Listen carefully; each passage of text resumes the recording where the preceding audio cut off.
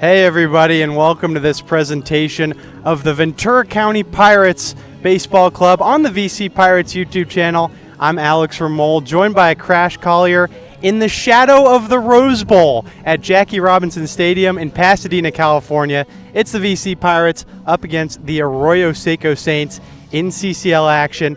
We've got 5 minutes until game time, but before we start, Ventura County Pirates Baseball is brought to you by The Answer is Yes. Find out if you qualify for a refund from fraudulent credit card transaction fees. Call 760-685-5813. We want to thank The Answer is Yes for being a brand new sponsor of the Pirates. You can see their bug in the bottom right of the screen. We've also got a little banner ad in between innings with them, but also brought to you by WFG Insurance. If you need life insurance, income tax returns, need to roll over that old retirement fund into something that won't lose money, call Cassidy Eden or Lou Stowers at 562-266-7024 for your free personal financial checkup. So that'll do it for the pregame advertisements here in Pasadena. After a rough game on Friday for the Pirates, they led the Foresters for a decent chunk over in Santa Barbara, but it ended up losing by a score of 10-6. Last time out for the Saints, they beat the Riptide over here in Jackie Robinson Stadium.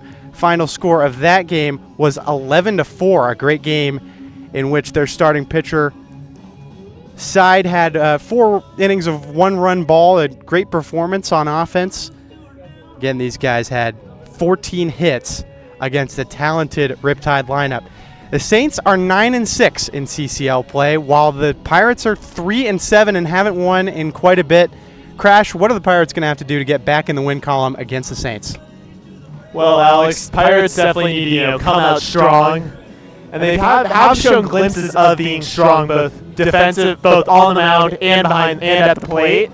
However, they need to cut down on errors, and errors were critical and part of why they lost on Friday against Santa Barbara, especially that tough error early on in the game that was committed by Sean Yamaguchi at third that ultimately led to a run or two scoring. Yeah, defense has been a bit of a soft spot for the Pirates in the last few games, but hopefully that's something that can be improved. We'll go over the starting lineup for the Pirates here in a second. It's Ethan Kearney in center hitting first, and DJ Akiyama at shortstop, Jose Mariano at first base, Gabe Juarez at DH, Brandon Wynn in left, Ryder Gordon at second base, Robbie Trado in right field, Evan Jaquez at third base, and Brody Brown at catcher. The pitcher today to start for the Pirates is Mason Miles.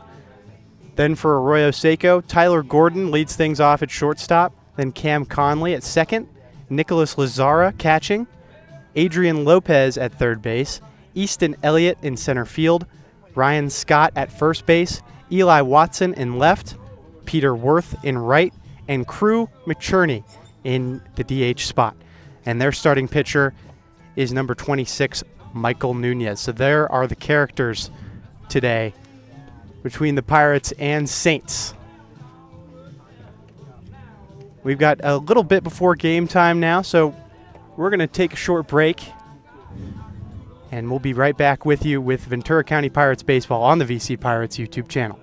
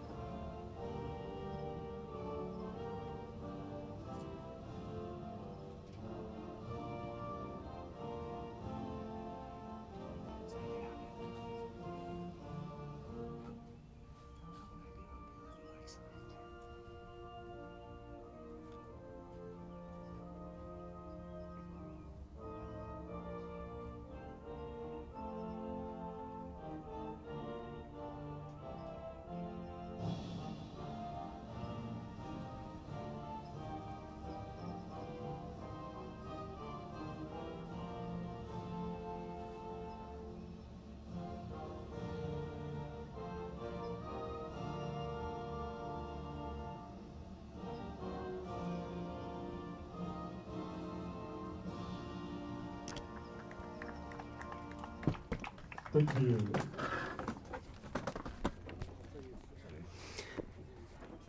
Hey everybody, welcome back into this Ventura County Pirates baseball broadcast against the Arroyo Seco Saints.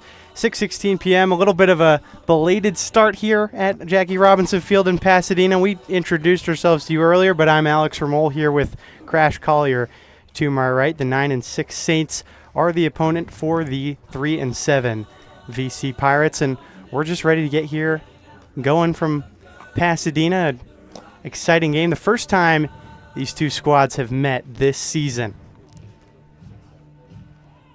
Again, we'll go briefly over the lineup for Ventura County. It's Kearney, Akiyama, Mariano, Juarez, Wynn, Gordon, Trado, Jaquez, then Brown.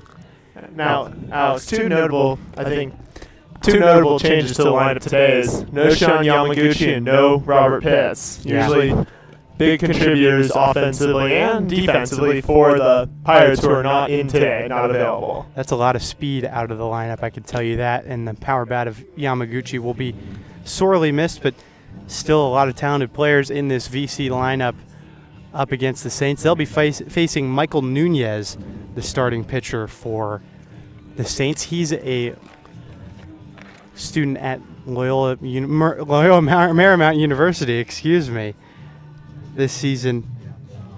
Has thrown just over 10 innings. Has thrown 7 innings, just over 8 runs allowed.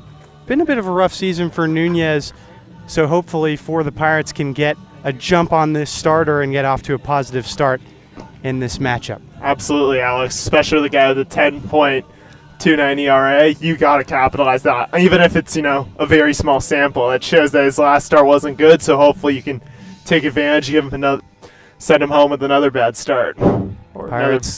Pirates coming off a 5-game losing streak, and the Saints have won their last game. That was against the Riptide yesterday. So Ethan Kearney up first for the Pirates, hitting from the left side against Nunez. First pitch of the game at 6:18 p.m. Here it is. That one in for a ball.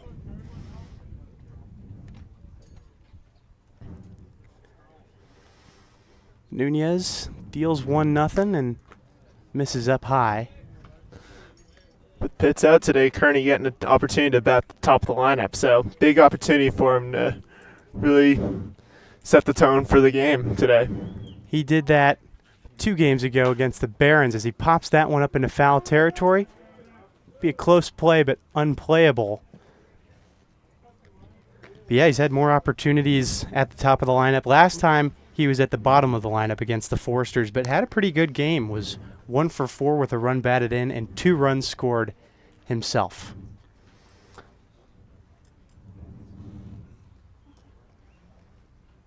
Nunez lets one go. That's hit up the middle and off the glove of Nunez. Kearney rushing to first. He's in there. Good job of Nunez there to just hustle out, beat out the throw, make sure to gets the game going on the right note for the Pirates. A very positive start for Ethan Kearney and Ventura County. Now DJ Akiyama up for VC. Akiyama has definitely been a big presence at the top of the lineup ever since he joined the Pirates last week in time for the first game against Academy. First pitch to DJ is just a bit high.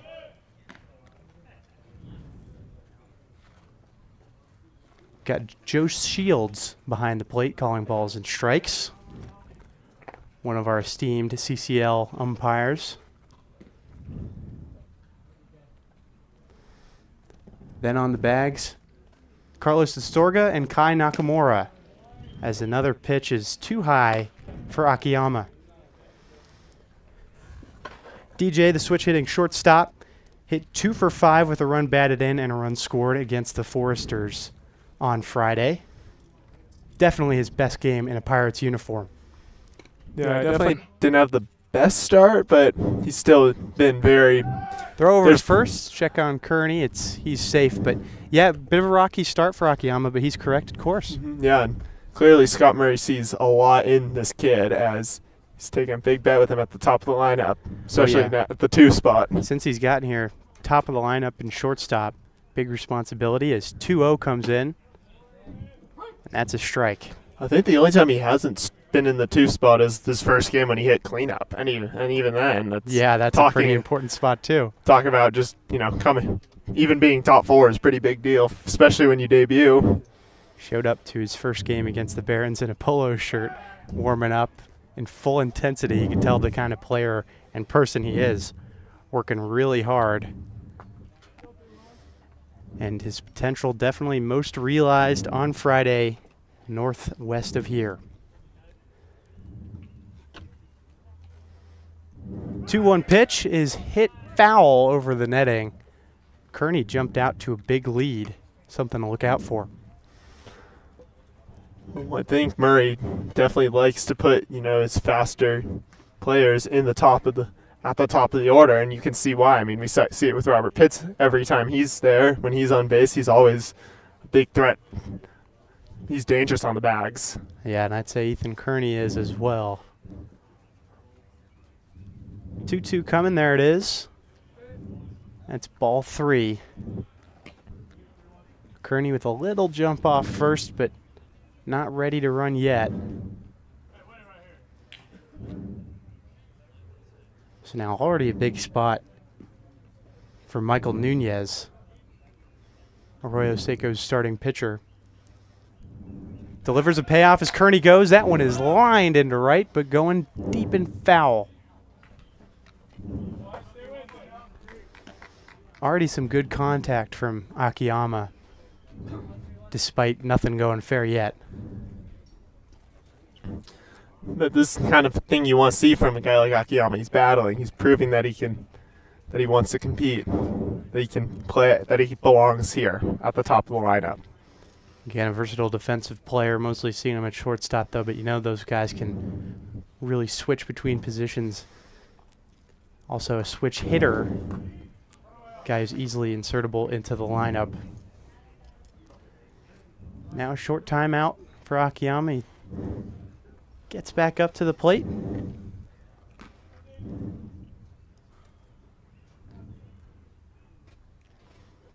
Another full count pitch. As the runner goes, it's ball 4. Throw to second is not there, but doesn't quite matter because DJ Akiyama draw a walk. Good job of Akiyama there, seeing that it wasn't going to be a satisfactory pitch and just taking ball 4, getting on base. I mean, walks as good as single, if you ask me. In this situation, the Pirates will certainly take it. Jose Mariano up now with a runner in scoring position, of course, for the first time for the Pirates today. He was great against the Foresters, was 2 for 5. 2 runs batted in and also scored himself. I believe both of those were extra base hits. That one is swung out and missed. Looking for another double there is Mariano. Yeah, I think he got a little hungry on that pitch. You could kind of tell by the way he swung there, Alex.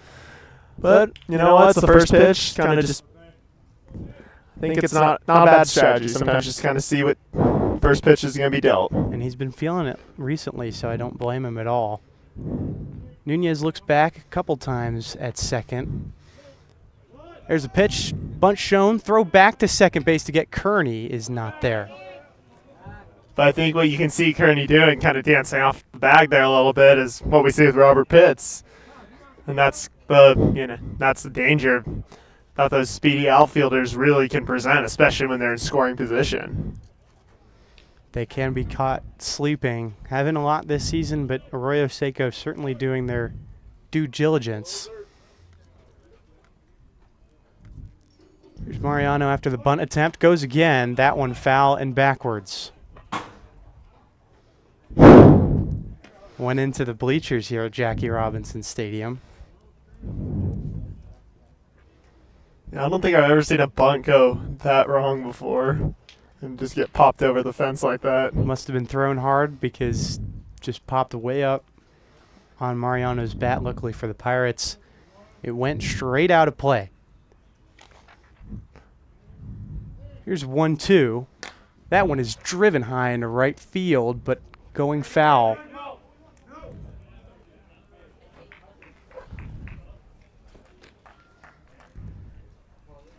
Bit of an obstructed view in the right field for us. We're just nestled into the Pirates' first base dugout. So bear with us on some of those in the corner. Yeah, we'll have to unfortunately just wait for the umpires to give a verdict. We'll look into some context clues as 1-2 comes again. Swinging strike 3 for Mariano.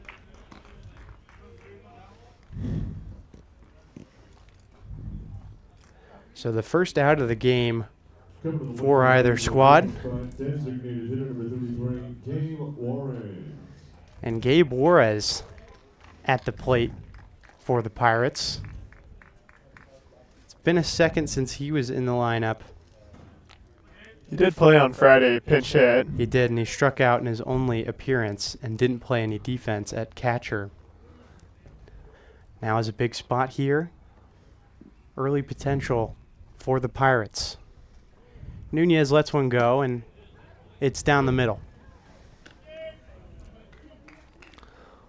Juarez definitely is a threatening presence in the lineup for the Pirates. They just stand a chance to be back in the lineup.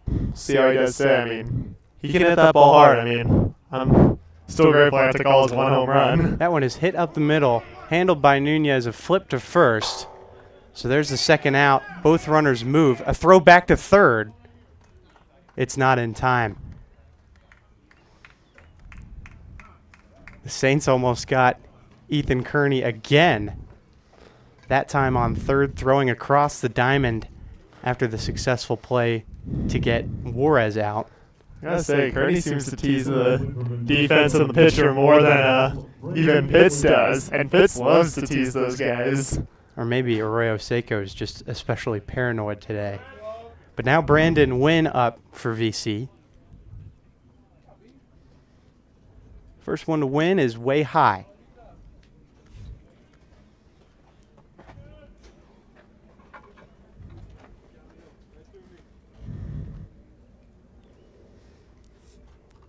Wynn did not feature against the Foresters on Friday.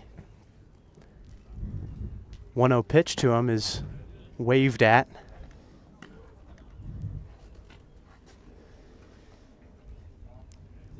Brandon Wynn and Ethan Kearney often batted right next to each other, this time separated by that core of the top of the lineup. Another to Wynn, just outside. Good eye there from Wynn, seeing that it wasn't going to be a satisfactory pitch and just letting it go. Trying to give himself a favorable count.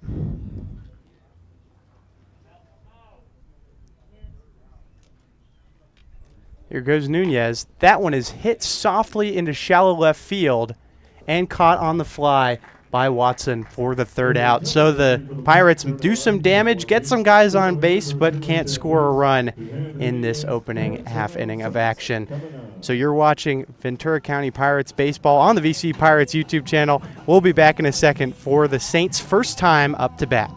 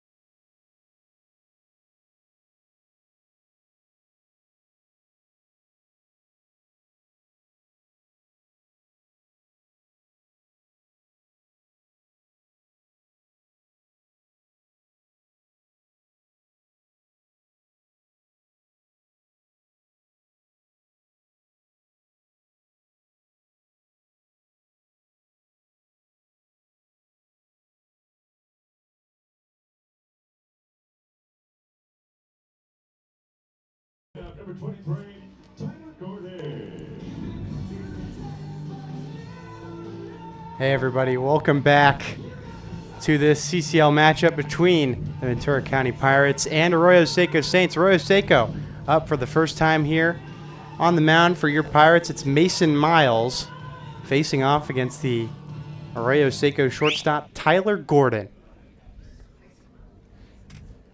Here's the first Pirate pitch of the game. It's a bit low for ball one.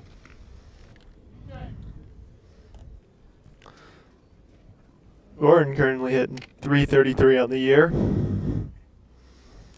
See why he's in the leadoff spot as he belts that one into left center field. It's caught for the first out by Brandon Wynn. So quick out, definitely what Miles needs. You can say that again. After a disappointing first inning on offense, it's up to Miles to keep things steady. And his next opponent is Cam Conley, the second baseman for the Saints. Miles loads up and goes to Conley. That one low to start yet again.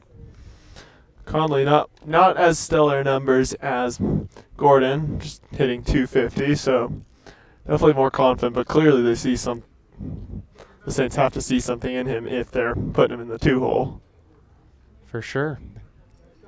A lot of talent on the team, and Conley trusted today. 1-0 from Miles. That time high.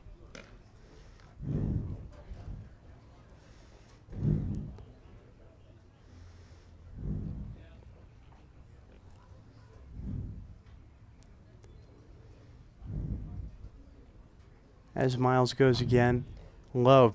Picking around the strike zone so far, just trying to find himself.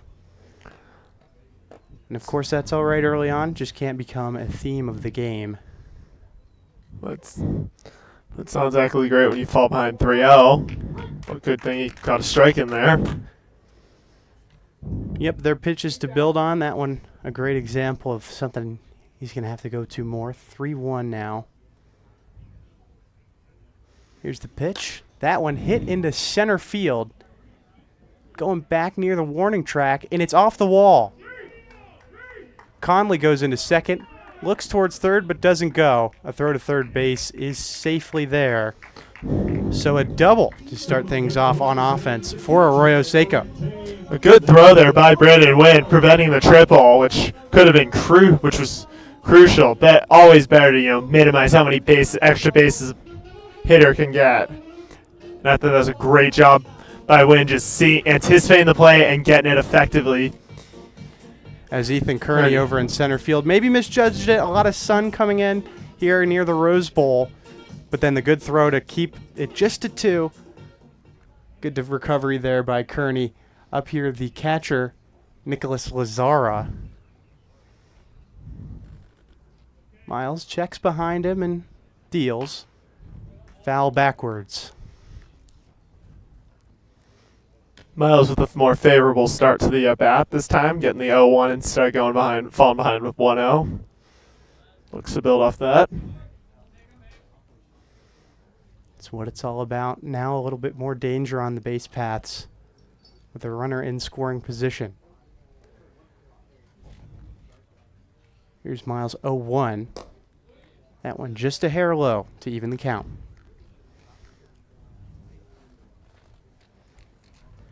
It's another thing got to figure out. Home plate umpire Joe Shields' strike zone. It's kind of like a conversation between the pitcher and the umpire for the first few innings to just get the lay of the land. Yeah, every umpire is different. I mean, it's not necessarily a bad thing, but it just can take some adjustment as a pitcher for sure from game to game. Another pitch. This one smoked up the middle, gets through in center field. Conley running home. He's in safely for the first run of the game. 1-0 Saints on that RBI single from Lazara here in the bottom of the first inning. So not the start you want if you are the Pirates at Mason Miles, but now they have to find a way to get out of this inning and put the bats to work, starting top of the second.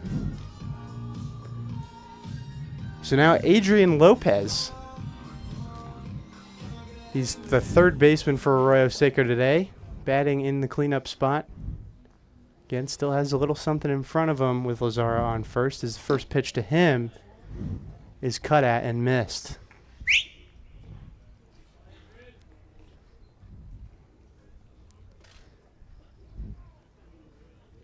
Wynn and Kearney in left and center, shifting left for the right-handed hitting Lopez.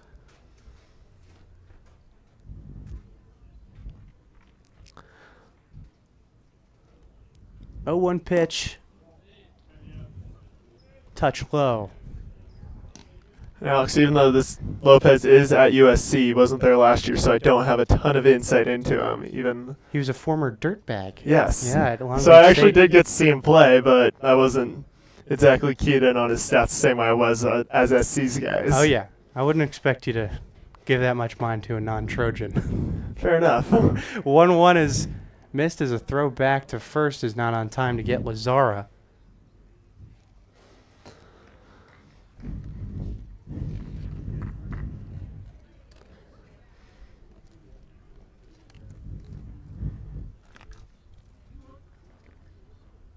Lopez this season hitting just .217 in 46 at-bats.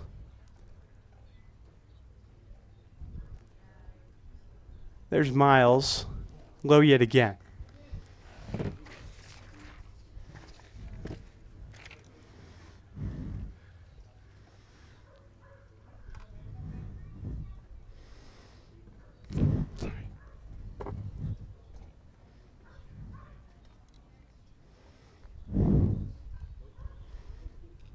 Miles prepares for 3-1, lets it fly, and it's fouled in reverse. Miles fighting back into this thing. Yeah, Mason Miles, he's definitely been a fighter, and I think you see that every time he goes out there. It's just, can he just do a better job of keeping the runs down, keeping runners off base, I think is what he really needs to work on. Yeah, I think the key is just trusting your defense, letting those 7 guys behind you work as a payoff pitch comes in low. So a walk means it's first and second for Arroyo Seco. Number 11, Easton Elliott.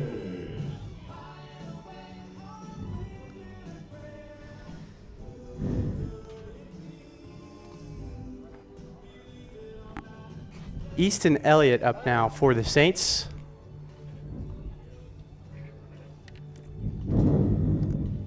Elliott hitting .345 and just 29 at bats. On base percentage of .444. First pitch to him is hit high and foul. Jaquez giving chase after third, and then it drops. Good effort there from Evan Hawkins to just run it out. At least see if he can make a play on it. Didn't turn out that way, but you just never know. You always got to chase him down as much as possible. Yeah, you never want to leave something on the table. Maybe a wind blows it back towards you. You never know what's going to happen to a baseball in the air. But nevertheless, Easton Elliott still here with 1 down and 2 on.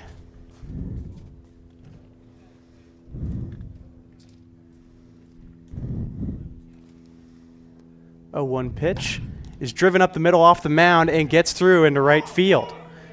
Lazara rounding third into home. He scores. The Saints double their lead 2-0 here in the bottom of the first. So not what you need, and Miles is going to be out to get a mound visit, try to calm him down, get him back on track here, which is he's going to need. He needs to just calm down, get everything back on track, and just get out of this inning and do a better job going forward. For sure, definitely chat with the pitching coach can always help. Well, looks like there may have been an injury out there. I think Maybe not an injury so much as that ball off the mound getting a piece of him. You know, I think it did catch his foot. So pitchers will kick up their leg, try and stop the ball. Bold move. But going off the mound, especially at the spin the ball can have, can always, be funky. So Yeah. tough to anticipate. It can hurt, but I love the effort from the pitcher to try and keep that ball in the infield. But after the checkup, Ryan Scott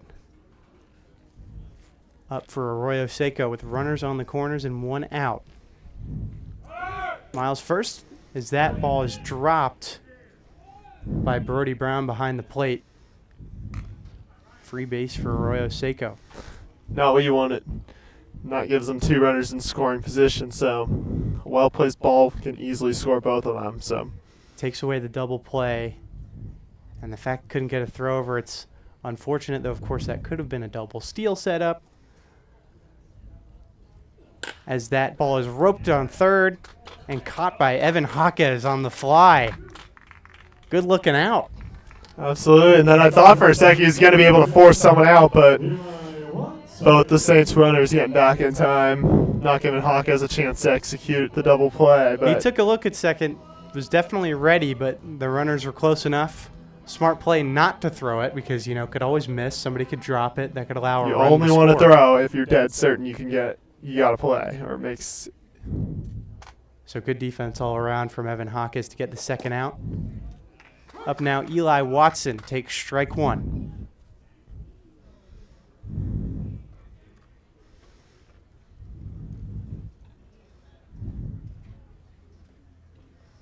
Watson at second base for the Saints.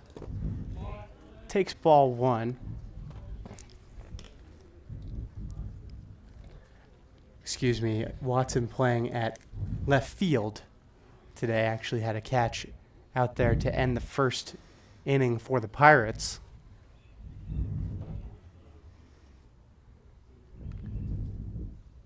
Now Miles deals 1-1. Swing and a miss. Good pitch there from Miles. Just putting it somewhere that Watson wasn't comfortable and thinking he'd have a play, but didn't. Watson got a little bit ahead out of that. Wasn't expecting off speed maybe. And it got buzzed by him, left him in the dust. Now good lead for Miles. Steps off for a second. And prepares for his next pitch.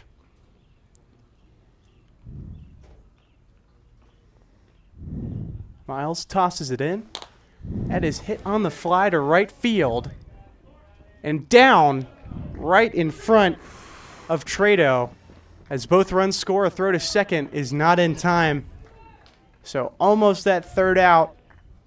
But a double for the Saints to make it 4-0 Arroyo Seco over Ventura County in the bottom of the first inning. What also doesn't help there is because there's 2 outs, the runners are going on contact. Yep.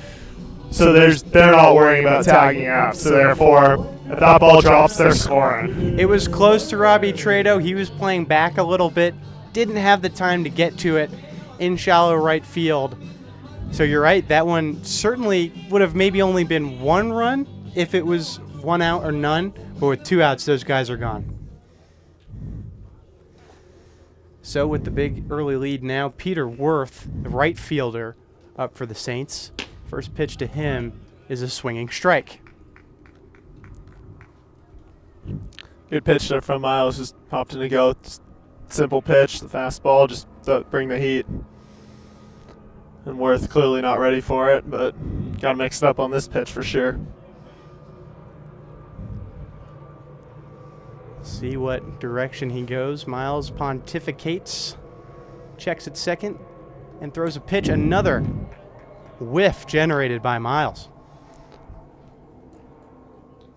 If I'm Mason Miles, I want to be hell-bent on getting that strikeout. Just go up, just get the strikeout now on 3 pitches and go into the dugout with confidence. Yeah, with already a bit of a hole in the scoring department, could pay to be aggressive as 0-2 is too far inside. Well, Alex, you're right about You're definitely right. He did go aggressive on that one. Just couldn't quite find the zone. I like the pitch a lot. Try to jam him up. Maybe went over the plate and inside. Could have coaxed a ill-advised swing, but good discipline by Worth. So he gets 1-2. Strike 3 looking. Great pitch there from Mason Miles. You get him looking. So strikeout will do it for the first inning. Saints go up 4-0 over your Pirates early on. You're watching Ventura County Pirates baseball on the VC Pirates YouTube channel. And guys, by the way, make sure to follow the Ventura County Pirates on social media. Go to V County Pirates for team news and leave your comments. That's V County Pirates on Instagram, Facebook, and Twitter.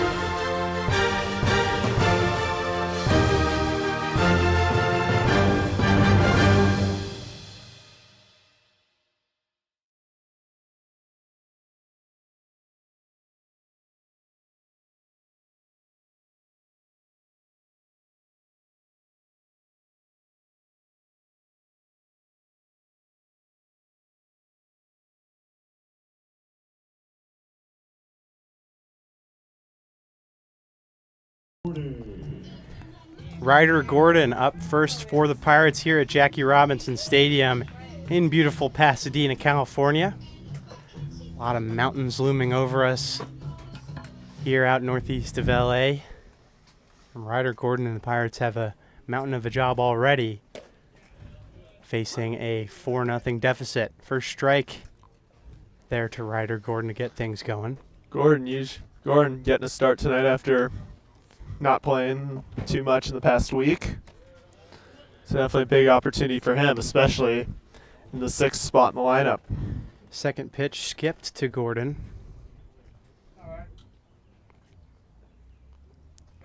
Yeah, did not feature against the Foresters. Hits that one in shallow center. It's caught on the fly. Waves over deeper into the park, and good contact, but an out for the Pirates. Absolutely, I think that was definitely a quality at bat, but just not quite well placed enough to get dropped down for the hit. Here's Robbie Trado. Of course, his first time up today. Had a great game against the Foresters as he sees the first pitch for a strike. Definitely the best we've seen him all season. He was 1 for 5 with a run batted in, hit the ball hard a couple times, played good defense in right where he is today, and looks at ball 1.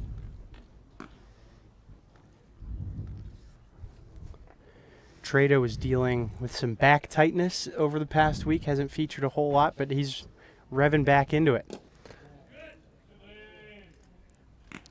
I mean, they're still definitely expecting a lot of him, obviously, at the plate, and then right field, obviously, the demands of being able to throw the ball to third. That expectation, very critical.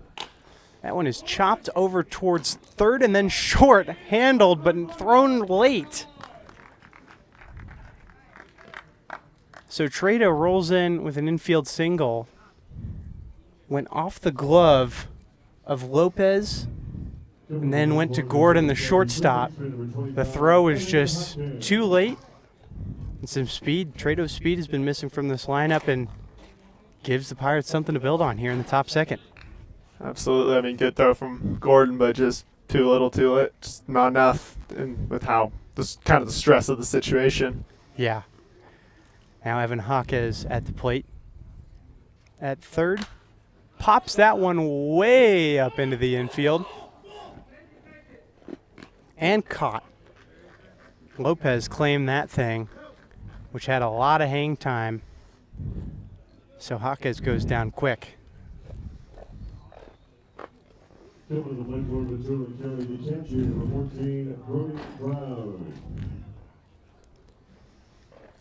Here's Brody Brown, the catcher for the Pirates. He's been getting a lot of run recently. Played the full game against the Academy Barons.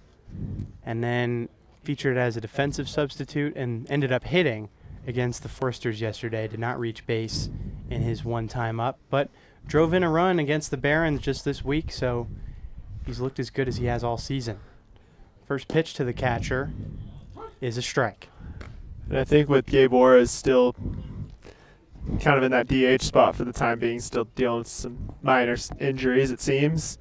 This is a good opportunity for both Brown and Grant Madrid Murray, who's not playing tonight, to get reps behind the plate and hit. 0-1 pitch is low. But yeah, it's a bit of a balancing act. You want Wars' bat in the lineup as much as possible. But is his time best used at catcher? Maybe not. He's played a couple times there this season. Brown can pick it up with the bat. He'll be solidly in this lineup as 1-1 is popped foul. Alex, I think there's also the question of just figuring out who's just best everywhere. And that goes kind of just with all positions, I think, even with Pitts and Yamaguchi not playing today, that still, gives head coach Scott Murray time to find opportunities and see what works, who can go where, especially when you have kind of two of your leaders out today. 1-2 is up there, half swing, and decided Brown did not go. Good job of Brody Brown, not fully just committing to that one, but not being a great pitch. And live to fight another pitch.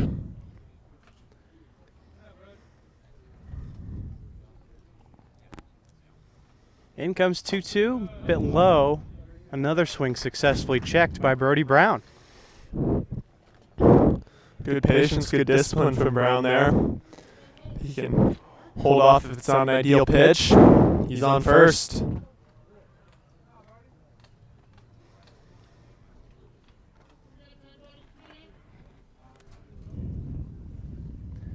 So the payoff comes, and it's down the middle, strikeout looking for Brody Brown. So one base runner put on by the Pirates, but they still trail 4-0 after 1.5. We'll be right back in a minute with the Saints' second time at the plate. You're watching Ventura County Pirates Baseball on the VC Pirates YouTube channel.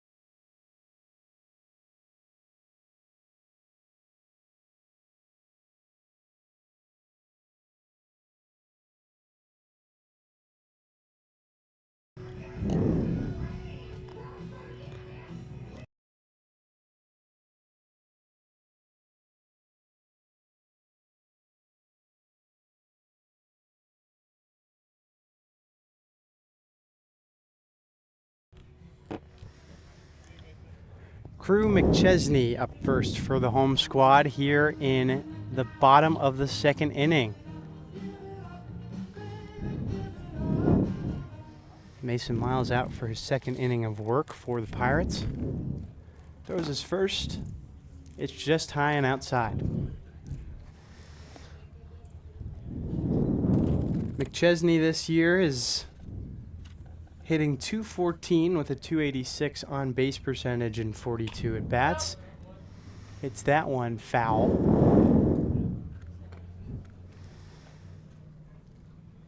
McChesney over there in Utah at BYU. Really a rising athletic program over the past couple decades. That one is hit over to first. Mariano handles and tags the bag for the first out of the second inning for the Saints. Coming to the plate for the Saints, number 23, shortstop Tyler Gordon. So we saw him last inning, but he's already back. Tyler Gordon. He flew out to begin the game, and then his teammates did great work behind him. Yeah, which is how that inning played out for Pirates. It was inevitable. It was meant that, yeah, Miles gonna have to face the top of the order again real quick. So on that first pitch, he showed bunt and pulled away, did Gordon. Looking to use his speed as 1-0 comes in. Hits that one over to first, and it's snagged by Mariano. Tags the bag yet again. It's a Jose Mariano show in the bottom of the second. Saints bats really keeping Mariano busy, and he's just simply fielding the ball, taking it to the bag himself, recording the out. First one was pretty routine, I'll say, but that one had a dangerous hop in front of the bag, but Mariano has a sure glove over there at first, so now 2 down quickly for the Saints, and Cam Conley up at the plate. We'll see if Mariano fields another one. Conley takes a strike to start out. Of course, first basemen are always involved a lot, but they're normally receiving throws. But on those, Mariano did all the work himself. That one low. Half swing from Conley. He went. A great start for Miles against a 2-hitter. Well, Alex, I can tell you from going back to what you said about Mariano, my brother was a first baseman, so he's like, yeah, I'm involved in almost every play is how he described it. Yeah. So I'll It's take like being the center of the quarterback in football. Touch the ball every play. pretty much, yeah.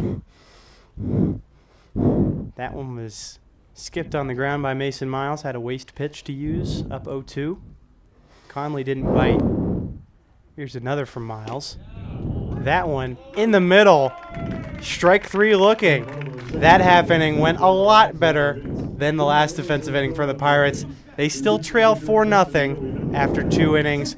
This is the Ventura County Pirates. You're watching the Ventura County Pirates YouTube channel. And hey, you can support the Ventura County Pirates and look good doing it.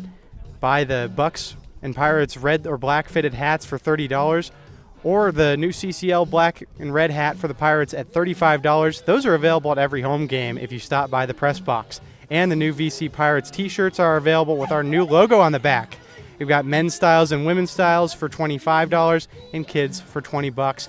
Those are coming soon to the VC Bucks website as well.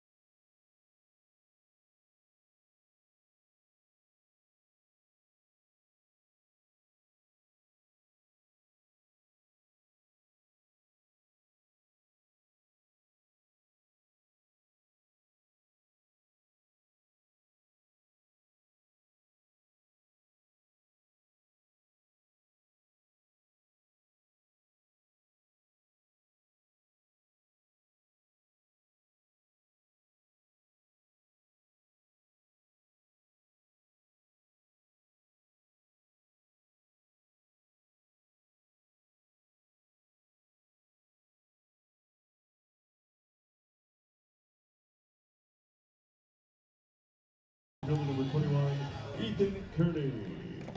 Ethan Kearney up first in the third for the Pirates. See strike one to get things going. Michael Nunez still on the mound for Arroyo Seco. He's done a good job out there over the first two frames, as that one is hit backwards foul towards the Arroyo Seco dugout. Kearney 1 for 1 on the day, singled, helped get the action going, but ultimately the inning kind of stalled after he was at the plate. Yeah, pretty much the opposite of what happened to Gordon of the Saints. He was out first, and then his team did great after him, as that one is low for ball one. Kearney did his job and couldn't be driven in. Real tough, especially when you get to third like he did. 1-2 coming. That is chopped over to third. Across the diamond throw is over. Kearney now running to second. He's got wheels and uses them well. Stands up at second to get things going for the Pirates for the second time today. So yeah, Kearney reaching on the air by Lopez, but good job taking second base because of the bad throw. Tough miss by one of your Trojans. Yeah, if you're going to put it that way. You don't have to claim him yet. He's not a Trojan until his next baseball season. Maybe so, but he did put out the full Instagram post. I was checking out his page before Fair the enough. game. Fair enough. He's a Trojan as of June 12th. I'll give him that. DJ Akiyama up. Fouls the first pitch he sees.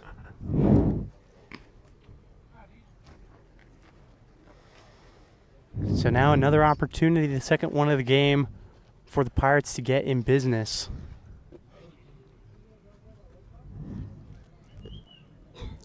Akiyama drew a walk last time, looking to get back on base and also score. He was also another guy to do his job, but also couldn't quite find his way around the plate.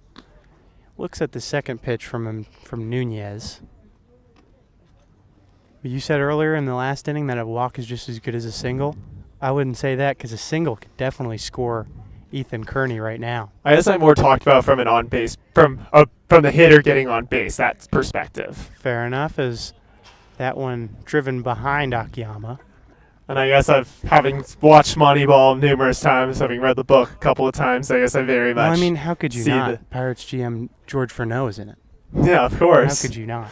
Yeah, we've spent numerous times watching the trailer and seeing his cameos. Yeah.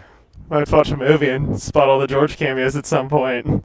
1-2 pitch is another foul one, dribbling towards the Saints dugout.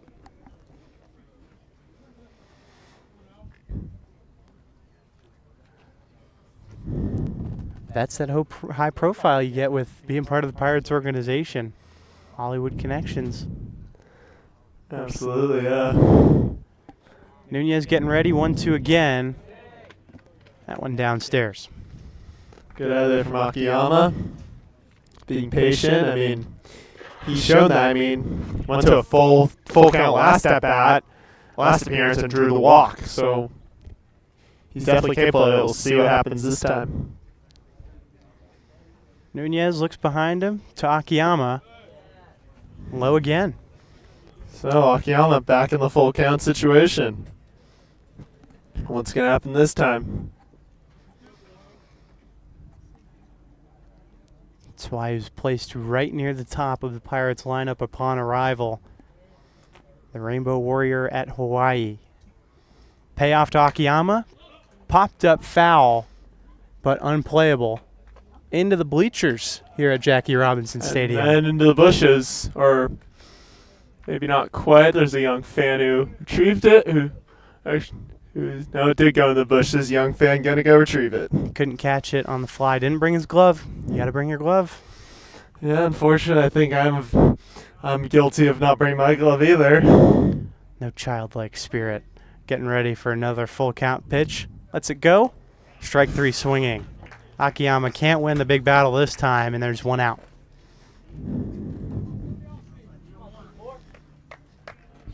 Coming to play for Ventura County, the first baseman for Jose Mariano. So it's Jose Mariano, who was stellar on defense in the bottom of the second, now gets a chance to show off his bat. Probably looking for a little redemption behind the plate as he struck out swinging his first time up. So looking to help bring Kearney home. That one hit into shallow right towards foul territory. It gets down. Mariano with the single. Kearney makes it over to third base, just snuck it in there. Good job of Ethan Kearney just being patient, and then as soon as he realized the ball was going to drop in fair, just took off to third and puts himself 90 feet away from the plate with Gabe Juarez coming up. He just set up like a track runner. He knew that that thing could have been caught. Second, he knew it wasn't. He was off to the races. So now 2 on for Gabe Juarez. And this was the case last time Juarez was up. He grounded out and moved both runners. Now sees a pitch high for ball 1. Yeah, grounded out to Nunez, who just calmly threw it to first. But as you said, just allowed the runners to go, both Kearney and Akiyama to get over, but they were unable to score. 1-0 pitch. Swung on, foul tip strike. This would be a great spot for Juarez to get back in the hitting rhythm.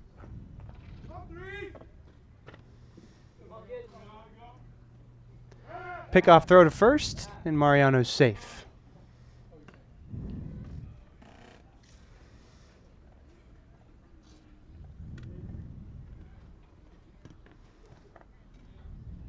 So the book is more or less out on the Pirates. These guys like to run. A lot of pickoff throws against them as 1-1 finally comes. It's driven into left field, going high and deep back there, and it is in front of the wall. Kearney scores. Mariano can only go to third, but there's the first run of the game for your Pirates. It's 4-1 here in the top of the third with 1 gone. Alex, you were so ready to call that a home run. I could almost- tell you were holding your there. breath. A lot of the fans were really thinking that one was going to... I thought it was gone too. Yeah, but Yeah, drives in a run, gets extra bases, a good outcome for Gabe Juarez. Now there will be a mound visit. The unfortunate thing about that ball, of course, is that it could have been caught, so Mariano stuck on third. Yeah, I think you saw, or Mariano just waiting. Just everyone having to wait. I mean, it didn't matter so much for Kearney. He was scoring if that ball dropped. But Mariano on first, just having to wait it out, especially considering it's not a far throw from left to second. So the Pirates play it safe, but plate 1, only down 3, and Brandon Wynn up for the second time this evening. Nunez to Wynn. That one up high. Good take there from Wynn, especially on that first pitch. It seems like you should only go for it if you think you can hit well with that first pitch and you know where it's going. 1-0 pitch, driven into left, it lands. Mariano scores easily. Juarez holds up at third, an RBI single for Brandon Wynn. Makes it 4-2 Saints over Pirates. Coming to the plate for the Pirates, second baseman number 23, Ryder Gordon.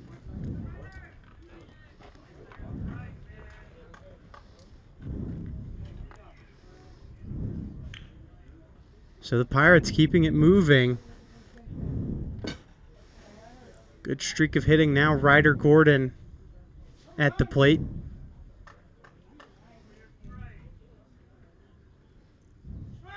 There's the pitch as a runner goes. Throw to second to get Wynn.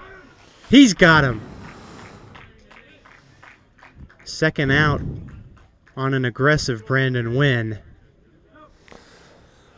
So Wynn definitely being aggressive, but just good throw there from Lazara.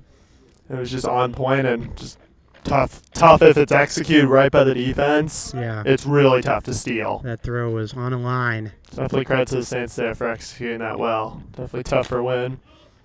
That one popped foul by Gordon.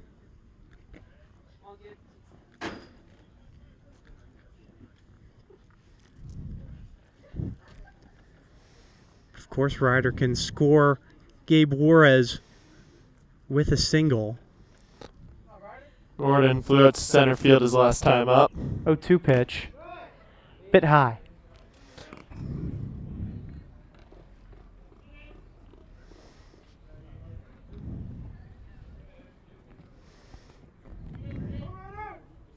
It's a big spot for Gordon to bring this within 1. Nunez goes again. That one popped foul again. Looking like it was going towards us near the Pirates dugout, but carried on past the stands, I think. Yeah, definitely had me look up for a sec, even though we got a bit of protection from our tent. Yes, thank you to the Saints staff for supplying us a tent.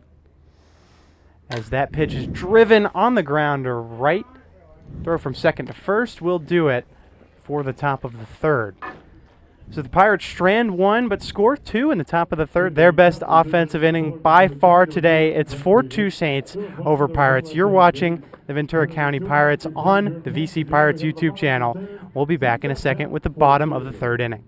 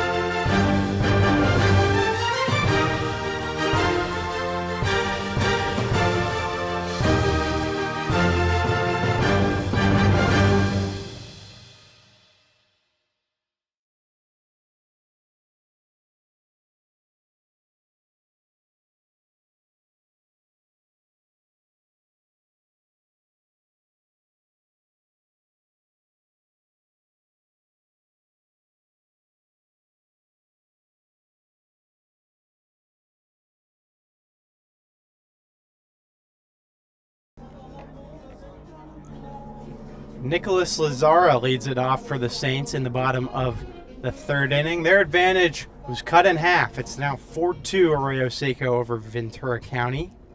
Mason Miles still on the hill for VC. Lets one go. It's foul tipped. Lazara singled his first time up before and would eventually come around to score. Second of 4 runs to score in the first 4. The Saints. Yep, he was part of that opening inning hit parade. Now trails 0-1.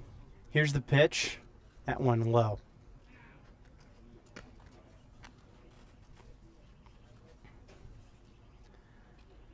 Over the past full inning of baseball, the Pirates have kind of found themselves on both ends, looking for that to continue into the bottom third. 1-1 pitch.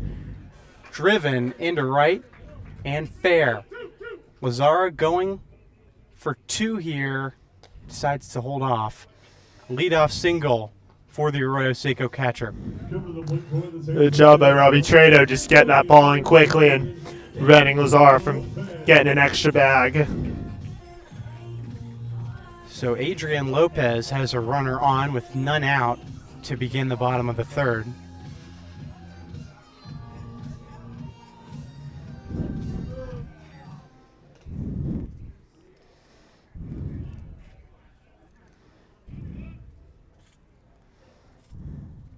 Miles deals to Lopez. That went down Broadway for a strike. Lopez walked his first time up. Also, third of 4 Saints to score in the first.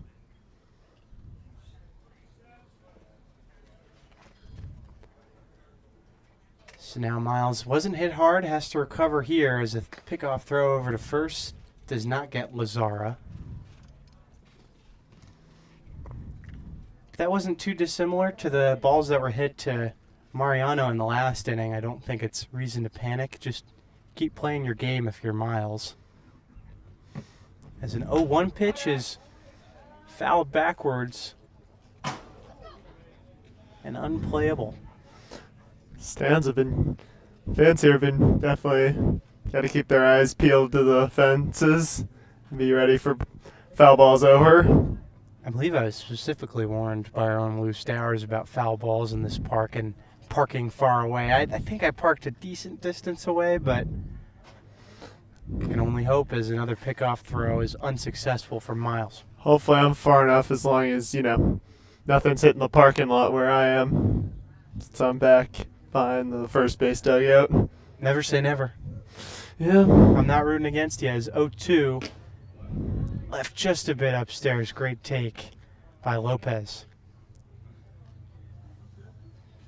Lopez had a throwing error last inning.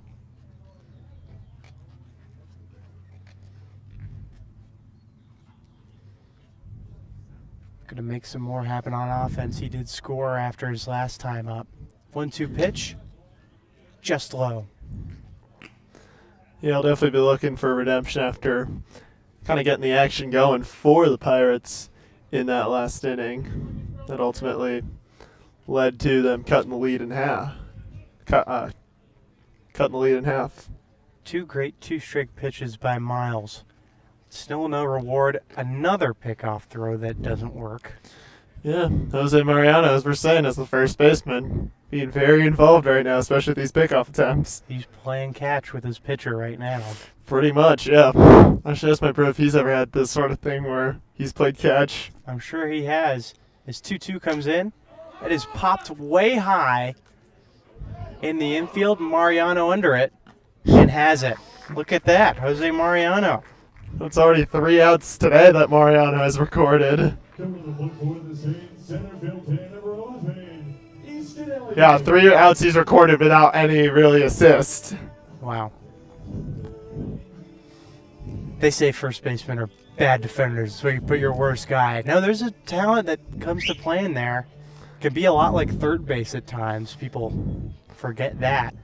But now Easton Elliott up. He singled and scored in the first. Another pickoff throw to check on Lazara is unsuccessful. This Mariano just seems to just be ready for it at this point. First pitch is fouled. Lazara has stolen 4 bases this year and has 37 at bats, so is a moderate threat to go. Still a threat you want to watch out for, although granted he is the catcher, so probably not as big a threat as other players in the lineup. There goes 0-1. It's bunted over 2 miles. He handles it. Throws to first. Did he get the out?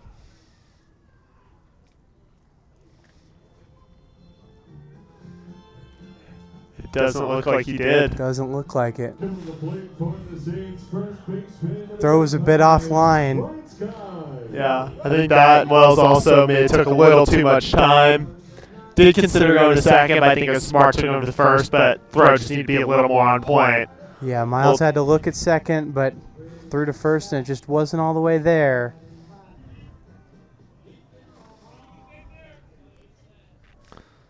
Now Ryan Scott at the plate. Has action in front of him. Miles looks backwards and throws backwards to Lazara. So he hasn't forgotten about Lazara there. No, he is not. And it seems like Ryder Gordon not exactly expecting the pickoff attempt since he's opting to not stand on the bag. You don't often see that to a catcher. You don't think of that. Even the center fielder is a guy you're throwing at, but I mean, his catcher's a threat. Yeah, I mean, maybe he has some speed. I mean, for all we know, he could get turned into a first baseman. Not uncommon for great offensive catchers. That one is chopped up the middle. Too short. No flip, but a throw to first. Gets the second out of the inning. Akiyama just realizing that Easton Elliott was just there already, so no point. Just get the easy out at first. The guy's got to travel the longest distance since he doesn't get to lead off. So I think that's a smart play from DJ Akiyama once he realized he didn't really have a play at second. Great base running by Elliott to keep the Saints alive. They have 2 down and 2 in scoring position with Eli Watson, the left fielder, at the plate. Miles to the lefty. That one is hit into right field, going foul. But it's fair. So a double turning into 3. 2 runs have scored. He dives in and is safe in there, right in the corner, where we can't quite see it, but the effect is obvious. 2 runs score for the Saints. They lead the Pirates 6-2 here in the bottom of the 3rd. Not what you needed when the Saints just redouble in the lead again.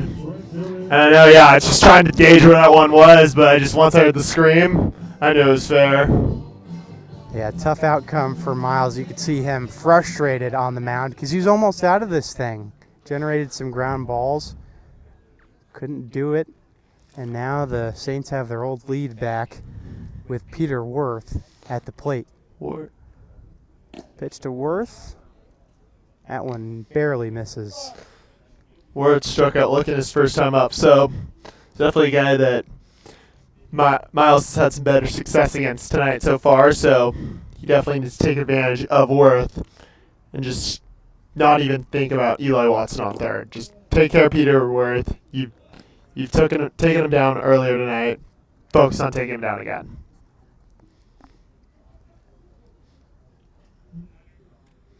So the count is now even at 1 for Worth. Miles looks at third, tosses one, swinging strike 2. Good pitch there from Miles.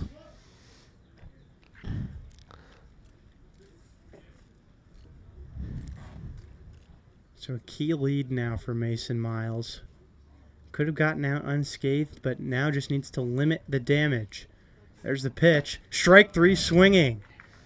Miles rings up Worth for the second time today to end the bottom of the 3rd inning. Saints 6, Pirates 2. The Ventura County Pirates are presented to you by The Answer is Yes. MasterCard and Visa is the largest class action settlement in U.S. history. If your company took Visa or MasterCard payments between 2004 and 2019, you are entitled to file a claim for a refund for being overcharged for transaction fees. Call Kevin Sumston at 760-685-5813 or Jeffrey Booma at 714-350-8378. The answer is yes.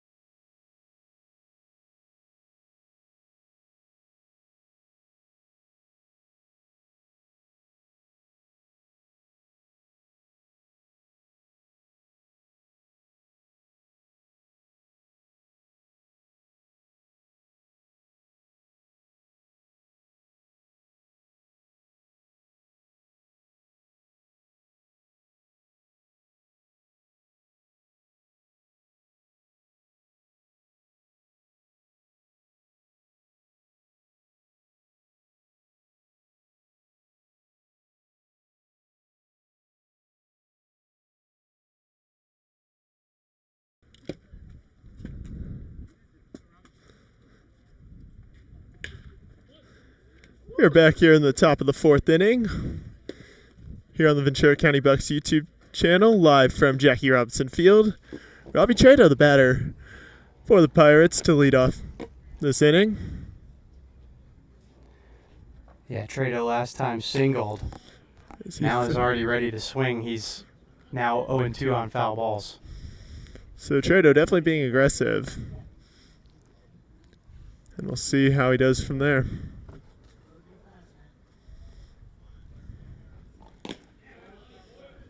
As he takes ball 1 with that pitch. Good eye there from Trado. Yeah, great take from Robbie Trado. That one was close, and after 2 swings, it's tempting to go again. All right, he breaks his bat. That one's in the shallow left field. And Robbie Trado on with a leadoff single. 2 for 2, Robbie Trado. Look at that. Getting out, going early. That'll bring up Evan Hawkes to the plate with Trado on first and nobody out. And that's perfect for the Pirates because they just went back down 4. So starting positively on offense is a great thing here. Absolutely. They need all the offense they can get tonight, especially down where they are now.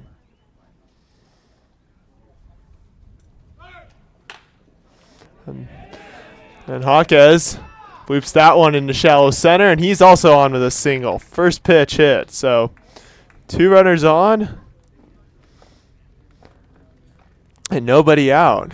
And that'll bring up Brody Brown to the bottom of the lineup of the Pirates here. Great judgment by Trado, stopping between first and second, judging that fly ball perfectly as it dropped. Because who knows, if he hesitated, it wasn't a long distance from Elliott in center to throw to second base and force him out. So great awareness and great piece of hitting by Evan Hawkes. So Brody Brown now up. Already prepping the sack bunt. And that bunt's going to go foul, so it's an 0-1 count. Brown struck out looking last time against Michael Nunez, so this is a guy that he maybe doesn't have the book on. We'll see what happens. I mean, it seems like Scott there is already kind of anticipating another bunt. I mean, you saw him run past the mound for it. Yeah.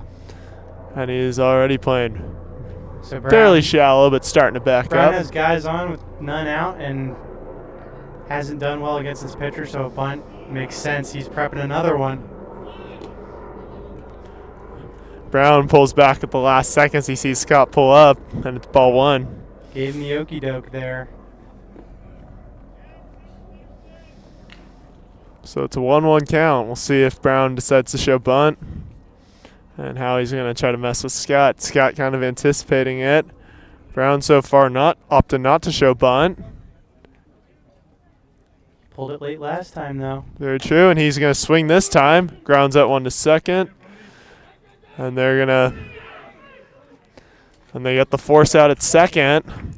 And off to try to throw out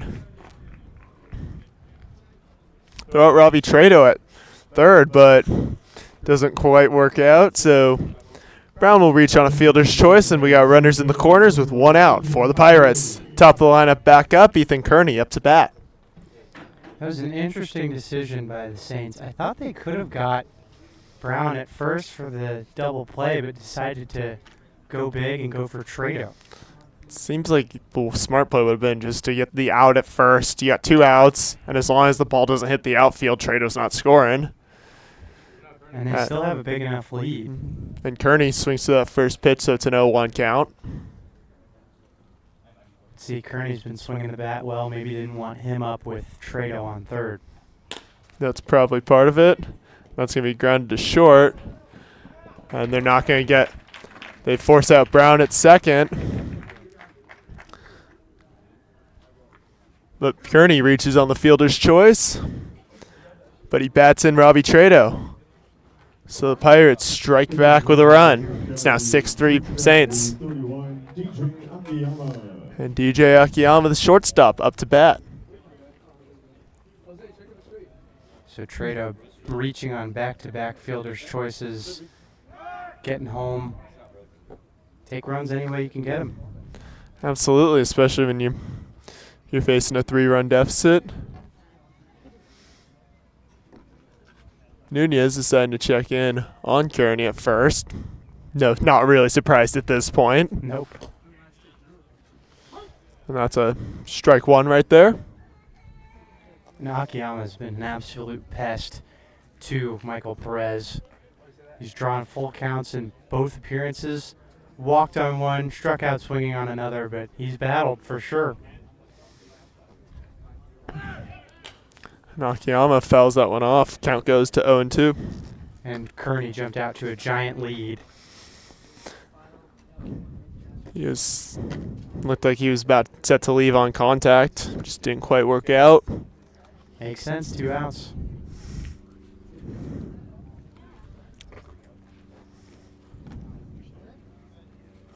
So 0-2 count, 2 outs. That one's going to be low for ball 1. So a 1-2 count on Akiyama.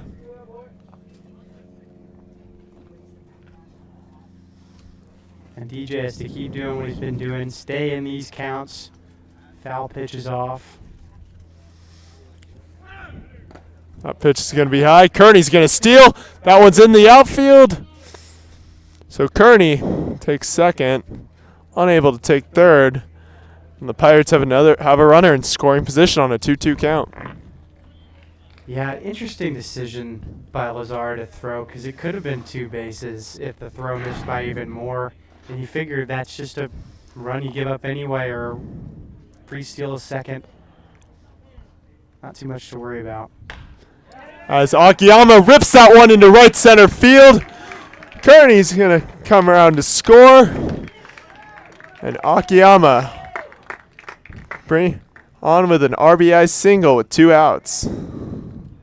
There's that 2-run deficit back. Of course, there's still work to do for the Pirates, but they've stayed in this thing well. Absolutely, yeah. And Jose Mariano, first baseman, who's definitely touched the ball almost as much as the pitcher at this point. Up at the plate now. And he will take ball 1, so 1-0 count on Mariano.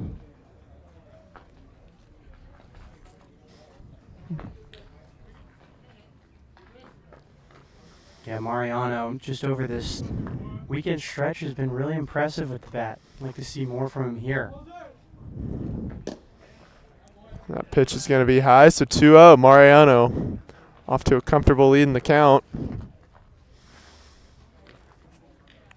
And he's not cheating much now, but I'd love to see Akiyama be aggressive on first to maybe make it so that just the one hit could score him. And Mariano grounds that one to shortstop, and they'll get the force out at second, so it's 3 outs. But the Pirates strike for 2. So we head to the bottom of the 4th inning. Saints up 6-4 on the Ventura County Bucks YouTube channel. And fans, become a Ventura County Pirates host family. Call General Manager George Vrano at 805-501-0470 for details.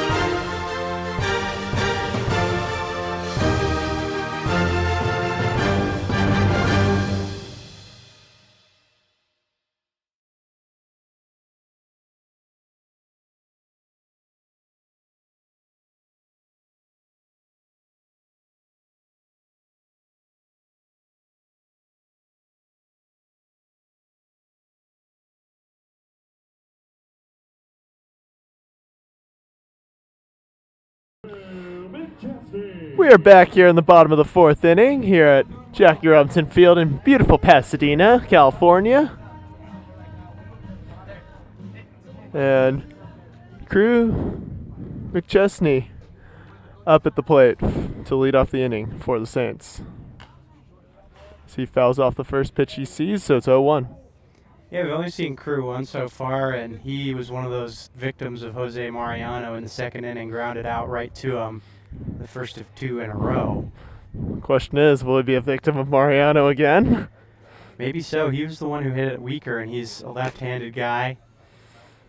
Always a threat to go to first when he doesn't quite get all of the ball. And he'll take strike 1, so it's a 1-1 count.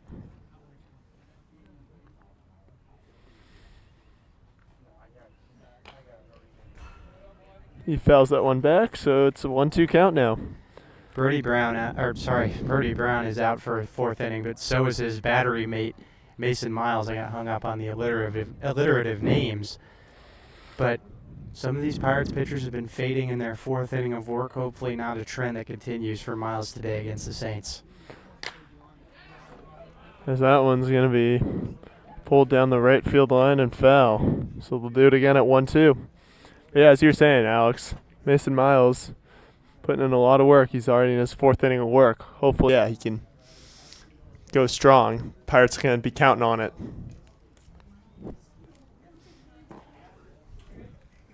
That one's in the dirt, so it's 2-0 on the count. Just continue the theme of his best innings, mostly the 2nd inning where you're getting those weak ground balls, throwing strikes. Again, that 2nd inning was perfect. 2 ground outs and a strikeout looking. That one's going to be grounded up the middle and get through for a base hit. Disappointing outcome. McChesney on with a leadoff single, and that'll bring the top of the order back up, and Tyler Gordon up to bat. Disappointing outcome for the Pirates. That'll definitely go down as a hit, but I think that the Pirates could have been positioned better. That was a slow roller. Maybe the bounce off the mound screwed up the infielders, but it looked like that was gettable, and they didn't get it. So now Crew McChesney is the leadoff base runner. And it looks like there's going to be a mound visit now, and appears to be and could be a pitching change, and that'll be it for Mason Miles. So he pitches 3+ innings, and will depart here in the bottom of the 4th. So we'll be right back when the action resumes here on the Ventura County Bucks YouTube channel. And fans, make sure to follow the Ventura County Pirates on social media. Go to V County Pirates for your team news and leave your comments. That's V County Pirates on Instagram, Facebook, and X.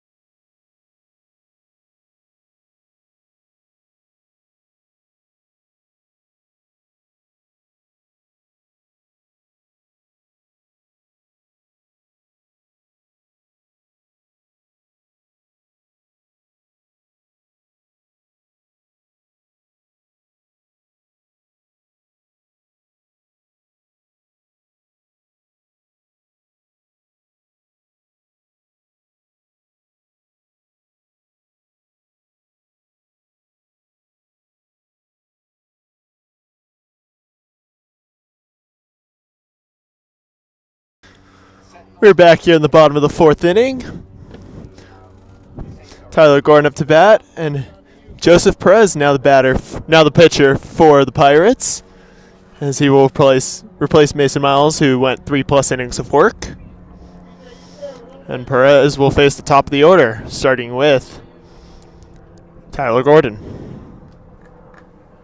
Perez is, he's been good and bad for the Pirates this season. The first pitch thrown by Perez is a strike. Hopefully can put something together, full outing there. He was great in relief at the start against the Riptide back in the Pirates-only game so far in Orange County. Had a decent performance against the Foresters more recently. Misses the pickoff throw over to first, so McChesney sneaks to second. Now third. He's going for third. Oh, what a mess. So poor pickoff attempt there by Perez. That'll put McChesney on the other side of the diamond. So you could see that once he let that thing go, Perez was like, oh. He was like, oh no. Yeah. And yeah, oh no. Gave up 2 bases to McChesney for absolutely free. Not what you want at this stage in the game. And this is a guy who was brought to a 2-strike lead too, so he really should have been sitting down for the Pirates. Now he's on third, easy.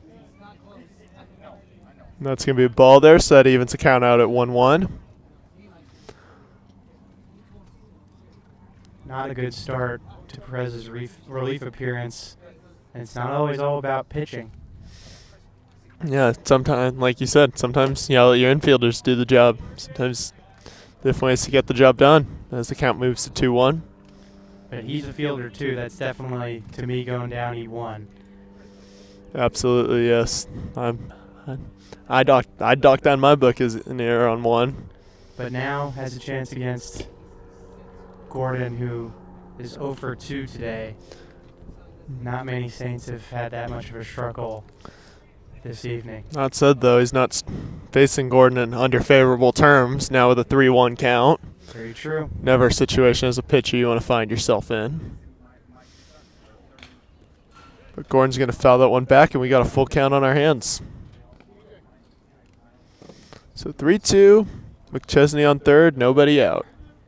For Perez, I try and get him to chase, because if you walk him, not the worst thing in the world. Brings in the double play with that runner on third. Some options for your fielders.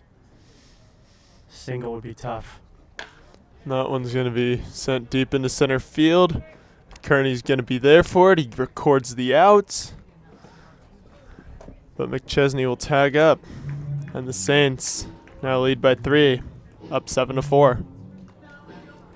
So nobody on now. Sack fly to center for Gordon, and that'll bring up Cam Conley for the Saints with 1 out.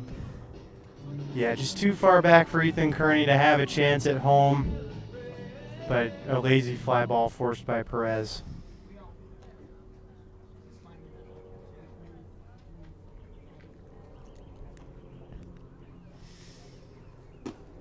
So it's going to be a ball to start off the at-bat against Conley.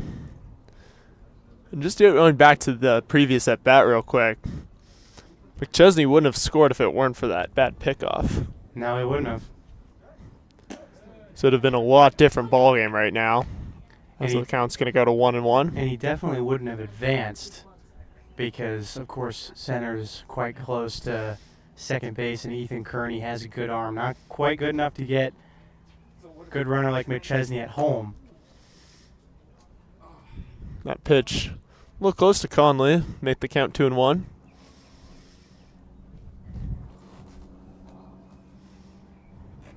But now Perez has to restart all the, everything is his responsibility now. Got his runner off even though he scored. So Let's reset. Perez finding himself again in a 3-1 count. So having a little trouble controlling his command. He's going to need to fix that if he wants to keep the run deficit at 3. Yeah, because when he finds the zone, he can freeze up a lot of these batters. And that's going to be ball 4. So 1 out walk for Cam Conley. Perez just missed the spot on the curveball. I really liked the pitch, and I thought it maybe could have clipped the zone, but not quite there. So first base runner, not one to feel too bad about, though. And Nicholas Lazara now the batter for the Saints. And Lazara has been dangerous today, has 2 singles and scored on both of them. Maybe it won't be the same threat to steal bags with Conley in front of him, but still has been a thorn in the side of the Pirates. That pitch going to hit the dirt. Brown there to block it, so that's ball 1. Great by Brown to keep that thing under control, because I think Conley certainly could have stolen with the right lead. Absolutely, and I think a lot of credit goes to all 3 VC catchers this year who have been very solid behind the plate when the ball hits the dirt for the most part. Yeah, I'd say so. Conley dancing off first a little bit. And that one's going to be... And Ryder Gordon trying to force a double play by intentionally dropping it. Umpire's not going to let that happen. So, good play attempt there by Ryder Gordon. Yeah, that's not going to fly, but I love the effort by Gordon. Yeah, in this league, you're not allowed to drop the ball to try to get a double play. Yeah, it was good heads-up thinking, but lucky that the ball was driven right to Gordon because that thing was hit hard. That probably should have been a single. Yeah. So some good luck, but not quite good enough to get a double play out of it. Yeah, they don't buy it if that ball, if you intentionally drop it to try to force double play. I think honestly he would have had a good chance at throwing out at first. Yeah. Who knows? That might have been tight. I think he wanted to go with the safer play. Yeah. And the double play is definitely easier to pull. As the first pitch to Adrian Lopez is a ball, so it's 1-0 on him. Lopez today has been decent. Scored on a walk in the first and then flew out to third. Excuse me, to first. He'll take a called strike, evens the count up at 1. And that's what Perez is at his best. He just leaves these guys completely stuck looking to swing because his pitches will cross just into the strike zone at the last moment. Yeah, and I think that's good. He's just got to be more consistent hitting that strike zone as Perez sends that one into left, or as Lopez sends that one into left field. So that'll be a single, advance the runner, advance Conley a base. So runners on first and second, 2 outs. First hit of the day for the brand new Trojan. You're going to keep bringing that one up, aren't you? I mean, you're a self-professed Trojan super fan, so. I'm the USC's #1 fan, fine. That's but that doesn't mean right now, hey, I hope he, hey, right now all due you're the respect Pirates' to #1 him. fan. Right now you're the Pirates' #1 With fan. all due respect to Lopez, I'm I cheering get against it. him right now. I get it. That'll bring up Easton Elliott. And he's going to ground that one to second. Gordon is there. Throw to Mariano is in time. That's 3 outs. We are at the top of the 5th inning, and the Saints leading 7-4 on the Ventura County Pirates YouTube channel. In the bottom of the 4th inning for the Saints, there was 1 run, there were 2 hits, there was 1 error, there was So 2 left on base.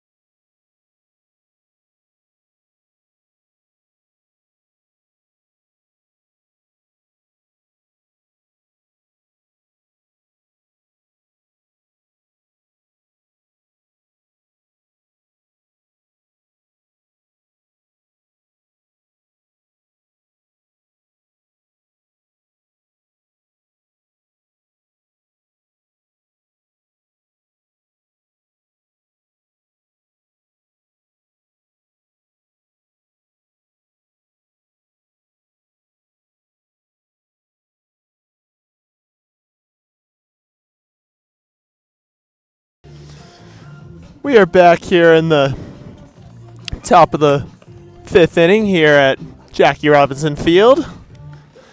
And Jace Presley now in to pitch for the Saints. He has thrown 6.1 innings this year and has an ERA of 11.37. Yeah. So another pitcher Pirates definitely can capitalize on, even with just the small sample size. And the Pirates got 4 over on the starter Nunez, but it could have been more. It wasn't a great day. Now another pitcher for the Saints that just hasn't quite been feeling it this year. And the first batter he'll face is Gabe Juarez, who sends the ball into down the first baseline, and that'll be out 1. And that'll bring up Brandon Wynn.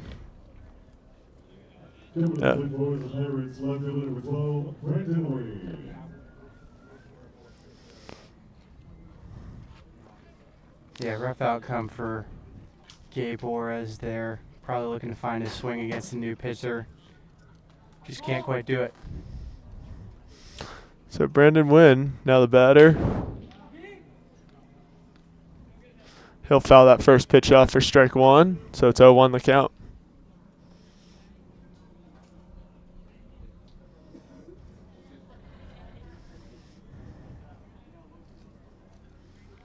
Presley, another guy undecided, finding a college, as is the goal of many players here in the CCL. And Wynn rips that one down to second base. But That's a great cool play by Conley. Conley there, yeah, in time. So 2 outs. 2 quick outs, too, I might add. Yeah, that was hit well. Should have been a single maybe, but I thought it was. I was anticipating. I was already gearing up, excited to call it that way. Yeah, Conley was just dashing over there and got it. Yeah. So a tough break. Good play by Conley, as Ryder Gordon is now the batter for the Pirates. Gordon 0 for 2 today. Grounded out his last time up to end the 3rd inning. Gordon, after initially seeing time at third base, now seeing more time at second base this season. Yeah, definitely a valuable utility piece. Move him around in the infield well. It seems that it's kind of been a shift as a result of DJ Akiyama joining the team and shifting Yamaguchi to third on a primary day on a basis, primarily playing second. Plus Evan Hawkes too. So the count's now 1-1.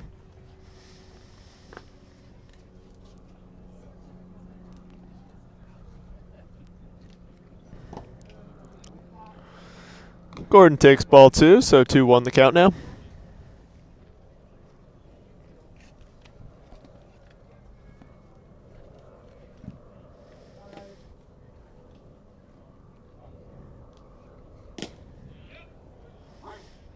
And that's going to be a called strike.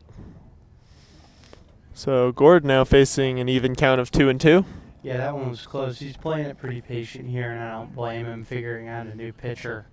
And Presley has to make something up soon. Gordon's going to go down swinging on that pitch, so we will head to the bottom of the 5th inning. Saints up 7-4. And fans, today's game is sponsored by The Answer is Yes. MasterCard and Visa is the largest class action settlement in U.S. history. If your company took Visa or MasterCard payments between 2004 and 2019, you are entitled to file a claim for a refund for being overcharged for transaction fees. Call Kevin Substein at 760-685-5813 or Jeffrey Boom at 714-350-8378.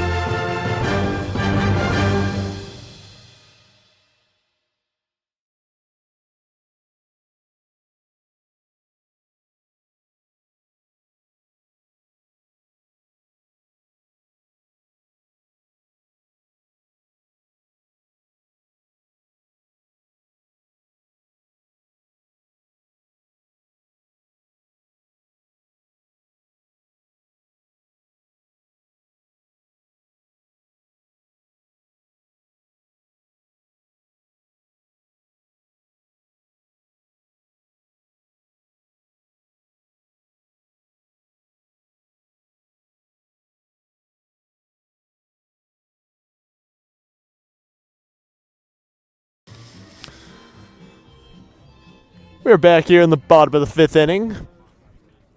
Saints up to bat. The first batter is Ryan Scott. He'll face Joseph Perez for the first time. The first pitch he sees is the ball. So 1-0 the count. Yeah, Scott, one of those limited Saints so far that have just had a rough day on the offensive side. Tyler Gordon was one of them, had a sac fly, though. He's looking to turn it around for himself, too. But Perez needs to take advantage of Ryan's struggles to get a quick out. So it's a 1-1 count.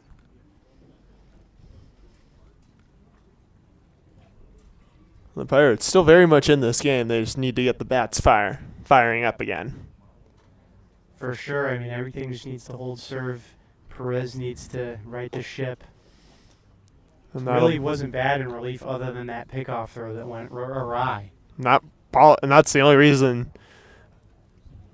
That's the only reason Crew McChesney scored last inning, as it's now 2-1 the count.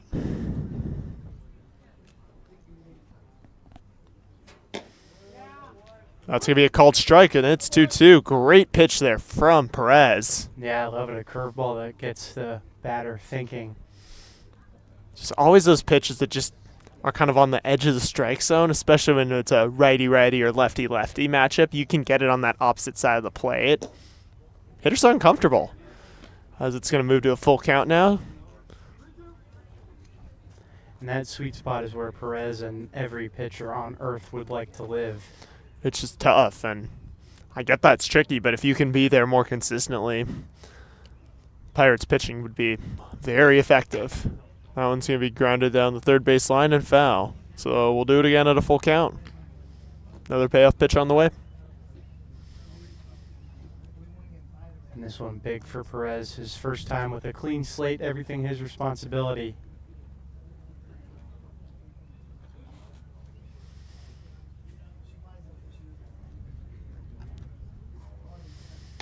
That one fouled the opposite way, out of play, and into the trees. So do it again at 3-2. Very lush area of Pasadena we're in. Lots of trees surrounding Jackie Robinson Stadium, as you can see on your screen. It's a nice view, for sure, but definitely makes it easy for the balls to get lost around here. That one's going to be into play. Ryder Gordon is there to record the pop out. So 1 out away.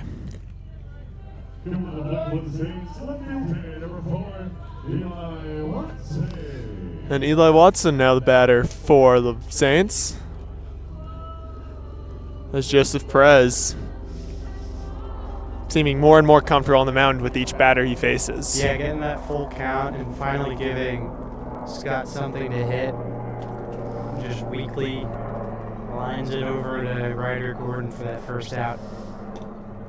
He gets his first pitch in there for a called strike. So Gordon has been in the right place at the right time in many instances this evening. I mean, last inning he tried to cleverly force a double play, but the umpires were not buying it.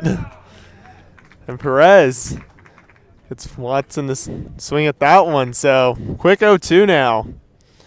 And Perez has a chance to put him away quickly.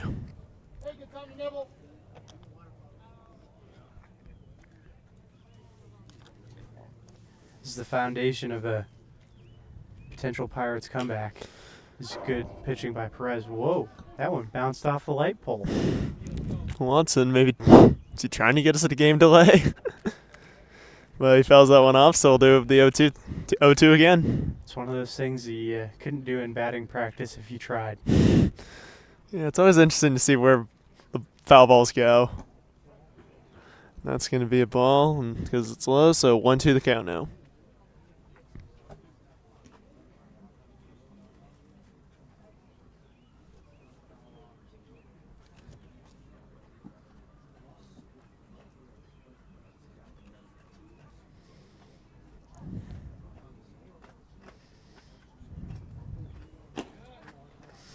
Pitch is outside, so 2-2 now. And it's clear that Perez is just trying to kind of bite around it. Watson, but now he's not falling for it. Relying on him to barely miss that spot. And now we got another full count here. So Perez, another 3-2 position. Not ideal for number 16 on the mound. Not being economical with his pitches. Here comes the payoff pitch. It's going to be fouled back, so we'll have another full count again.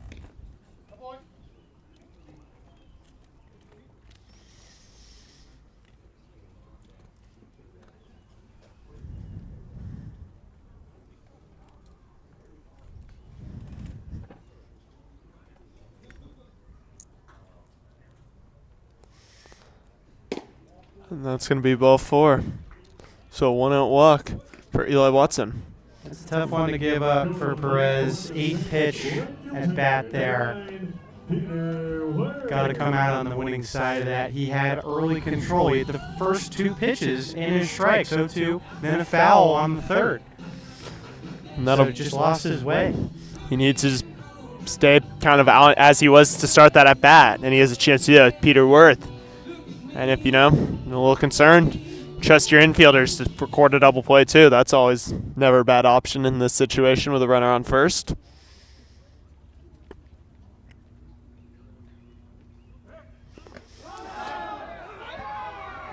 And Joseph Perez to Jose Mariano. They pick off Eli Watson. That's 2 away. There's that pickoff throw revenge for Joseph Perez. Missed that one and gave up a run because of it last inning. This time it worked. Big redemption there that he's got to be feeling, and I don't blame him at all. That's gotta feel good. For sure. So nobody on now, 2 outs.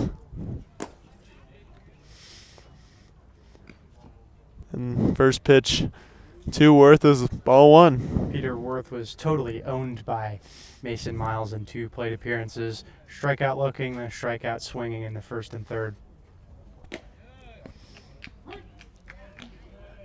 And Worth taking a called strike. Yeah, there's that curveball again. If he keeps executing that, or executes that smartly, he could own Peter Worth as well. Yeah. And that one just missing the plate. So it's a 2-1 count, but good pitch there. I like that one from Perez. Yeah, that one was very close. Maybe a bit of a miscommunication with Brown. Not entirely used to it. But it was close. It was a pitch that you could replicate. And and he gets that one across this time. So it's 2-2. And Joseph Perez, 1 strike of getting out of this inning unscathed and only facing the minimum 3. Good count again. This time, take advantage of it with no one on base. Go after him. Pitch is going to be low. Perez, 3 batters, 3 full counts now. He's living on the edge.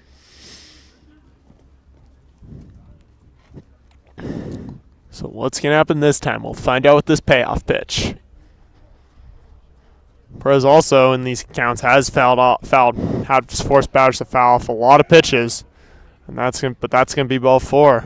So another 2-out walk for Peter Worth, and Crew McChesney now up to bat. Yeah, Perez didn't face McChesney last time. He singled to end Mason Miles' day, and then, of course, pickoff missed. He eventually scored on the sacrifice fly from Gordon. But now a chance for Perez to fully exercise his defense. He got a pickoff out and now faces McChesney. And the first pitch is high, and also I know McChesney is the only hitter so far who has not faced Perez yet, as Mason Miles was pulled just after facing McChesney previously. Yep, this will be one time through the Saints lineup for Perez. And Worth takes off, but because McChesney got a piece of it. He'll have to go back to first.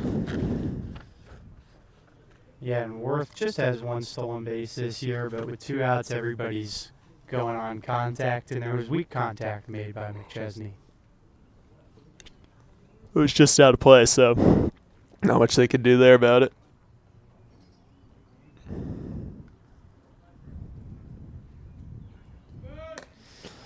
It's Perez going to check in on Worth at first. Trying his luck. Why not? I mean, but really I feel like when you get 2 outs, shouldn't worry too much about the runners on base. Just concentrate on the guy at the plate. And McChesney going to foul that one back, so he's in a 1-2 situation now. And this is just another lead for Perez. He's been up on all of these hitters, but really only disposed of one. Can't be a pattern for this reliever. So Perez gets McChesney to foul off another one, so we'll do it again at 1-2. And that was exactly what happened with Watson, just fouling off pitches, and then Perez going outside the zone and batter not following. Credit to those guys for demonstrating good plate patience and really battling. I'll give them credit there, but Perez needs to just throw the strikes and put it on the plate where they're uncomfortable. As he'll check in on Worth again. Jose Mariano keeping very, very busy at first defensively tonight. Yeah, he's had a workout. Yeah, I mean, I don't think I've seen a first baseman have as much action. And keep in mind, as I mentioned earlier, I've heard my brother's stories, as that'll be ball 2. So 2-2 the count now. And Perez looks like he seemingly could slip into that familiar 3 full count situation again. That pitch is going to hit the dirt. It's going to go Brody Brown. So actually, even though everyone thought it was a wild pitch, as it bounced out of the dirt, it hit Crew McChesney, so he'll take first. And Peter Worth, who was attempting to steal and was even looking at going to third when Brody Brown couldn't locate the ball, will be forced to stay at second. Yeah, So I was wondering why Brown wasn't looking for the ball at the encouragement of his teammates and coaches, but he knew that was a hit by pitch. he and must Joe Shields made the right call at the plate. he must have seen it right away, so that's no wonder he didn't seem too worried about it. But runners on first and second and 2 outs, and the top of the order back up with Tyler Gordon at the plate.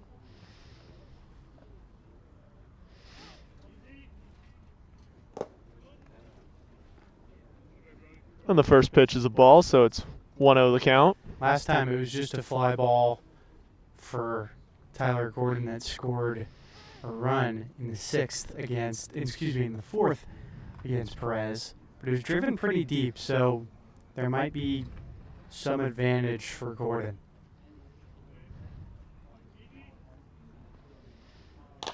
That one's going to be ripped to first. Mariano sees it bounce out of his glove, but fields it in time. Perez was there. Good job by Perez getting to first.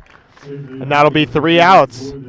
So we will head to the top of the 6th inning. Saints don't score any, but still lead 7-4 here on the Ventura County Pirates YouTube channel. And fans, make sure to support the Ventura County Pirates. Buy the Pirates red or black fitted hats for $30, or the Pirates' new CCL red and black hat for $35. Available at every home game. Just stop by the press box. And the new Ventura County Pirates t-shirts are available with our new logo on the back. Available with a men's crew cut and women's v-neck for $25 and kids for $20.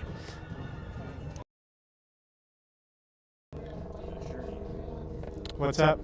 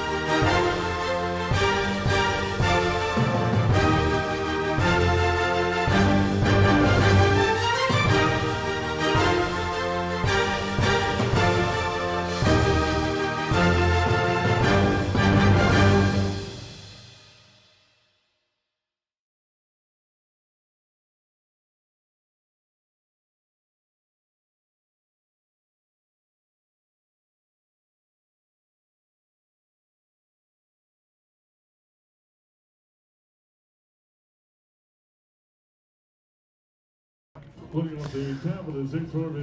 are back here at the top of the 6th inning, coming to you live on the Ventura County Pirates YouTube channel here at Jackie Robinson Field in Pasadena, California.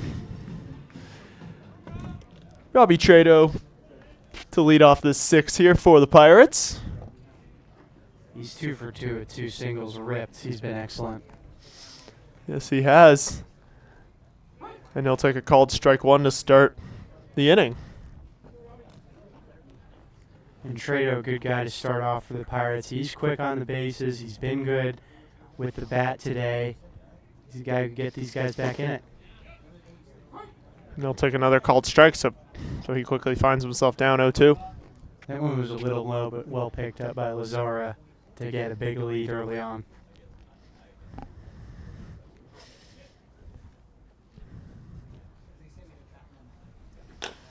That one going to be grounded to shortstop. Good play there by Gordon to record the first out. So 1 down. And Evan Jaquez up to bat for the Pirates. Yeah, unlike the other 2 hits by Trado today, that one was like very weakly kind of poked in the infield, which I thought would work to his advantage. But a slick play by Tyler Gordon gets that first out. Yeah, he's definitely been very effective there, especially when it hit the mound, too. That kind of forced into a trickle that can often lead to a hitter's advantage.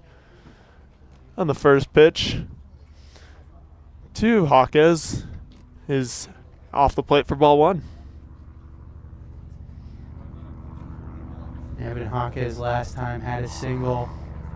And he's going to get that one. It's going to drop. Conley is there, and that's 2 away. Thought that one was going to go a little further, but it dropped sooner than I expected, kind of right into Colby Conley's lap. Yeah, that one was on bloop watch, but kind of died and was an easy play for any second baseman. And I think as it gets darker, that night air is going to cause balls to drop a little sooner than they might otherwise during the day. You got to factor that element into the game now as the sky gets darker, air gets a little heavier, and the lights come on. We're reaching dusk in Pasadena. That'll be strike 1 to Brody Brown. Brown reached on a fielder's choice last time up, that of course against the starter Nunez. Just put together some good at-bats in recent times. And he'll swing through that next pitch, so it's 0-2 the count.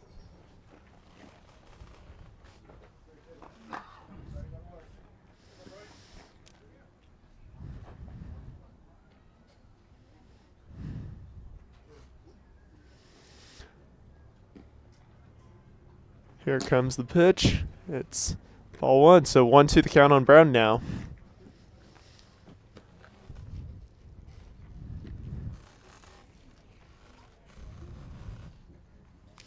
From Jace Presley. Set to deliver the 1-2. Did he go around? Shields is saying that he did. That's a 1-2 innings for the Saints. We had to the bottom of the 6th inning. Saints still up 7-4.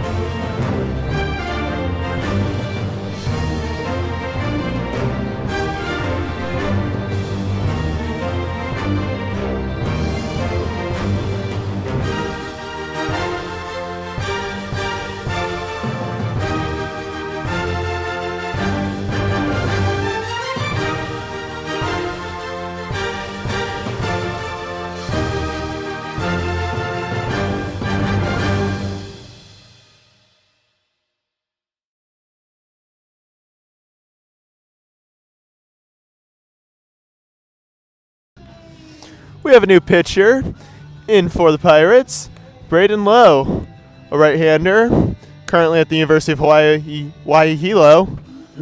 And fans, if you want to host one of our Pirates, become a Ventura County Pirates or Bucks host family. Call its General Manager George Vano at 805-501-0470 for details. And we are back here in the bottom of the 6th inning. Here in Pasadena, California. We're approaching the dusk hour. Beautiful as the sun's setting around here.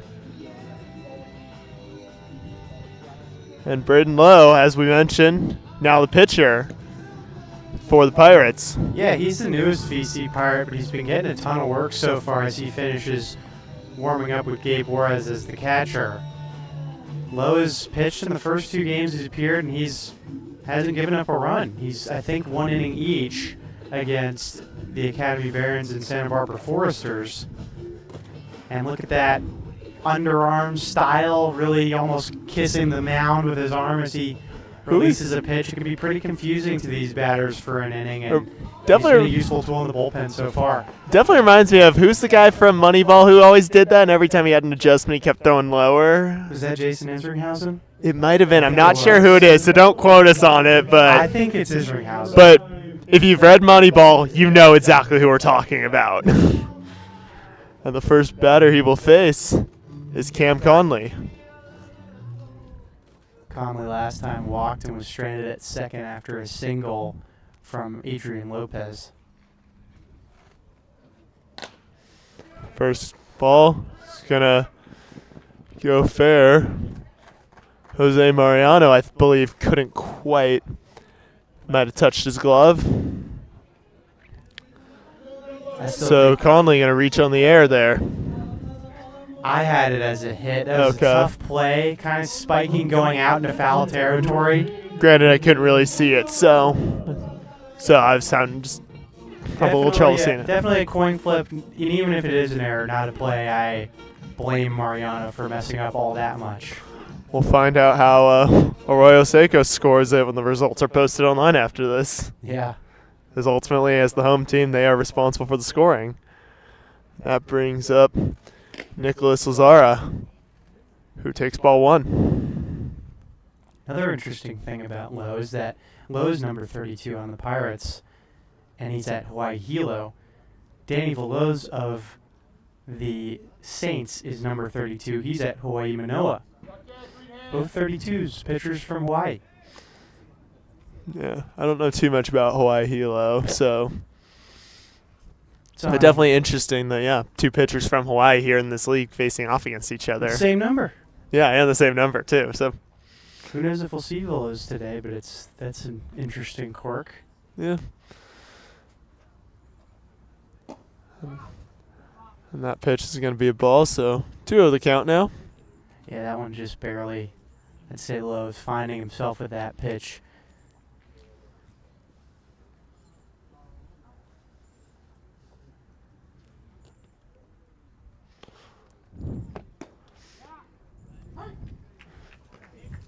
And Lowe gets ball across the plate for strike 1. Definitely interested to see his unique sidearm, underarm style tonight. So I didn't really get too much of a chance to monitor it closely from the dugout on Friday when I was keeping score. Yeah, he's been a workhorse for the Pirates so far. That one's belted foul. Yeah, good job to Nick Lazar swing it and make it go foul. But I assume part of the reason for that is that he won't be accompanying the Pirates to Alaska in this next week's set of 5 games. He's, late addition to the team, not tagging along, so getting some work out of him before the rest of the team goes up north. Are you confirmed that he's not going on it? Oh, yeah. Told me on Friday after the Foresters game. Okay. And he'll check in on Conley at first. And you're saying, speaking of him and not going to Alaska, are there any other guys that you have heard so far not going on the trip? Nobody I've heard. I think for the most part they're all going. Maybe, I don't want to speculate, so. I wasn't asking you to. I was just asking for, yeah. I was only asking for solid confirmation, and you got it from him. So just following up with seeing who else you had as Lazara fouls that one down the left field line. So we'll do it again at 2-2. Yeah, and Lazara, for the most part, was pretty good today. 2 for 3, lined out to Ryder Gordon at second with good contact. So now that would be really nice for Lowe to get presumably in his one inning of work today, because that's what we've been seeing so far, and he's been used a lot in his short Pirates career. I mean, sure, maybe he's had to pitch a lot these last few days, but there was an off day yesterday. And considering he's not going to Alaska, this could be his last time pitching. So we'll see. Maybe Scott Murray does leave him out for another inning or two. Be interesting to see what happens with him today. Though another thing that I heard confirmed. Rosario fouls that one off again. Another thing that I heard confirmed was that Lowe is already signed on for the next season of Pirates baseball. So things could change, but as a mid-season addition, it's not someone that the Pirates are just getting a few innings out of. This is a long-term piece. If he proves to play well, this could be great for both parties. Absolutely. As Lazarus going to pop down one up high. Mariano with the catch. Mariano once again. Busy recording outs. So one out. Conley going to be forced, not really able to move with it going right to Mariano. Yeah. That one, well handled, good communication in the infield. That's what you like to see on a play like that. And a good out. Start things for Braden Lowe. And Adrian Lopez, now the batter for the Saints.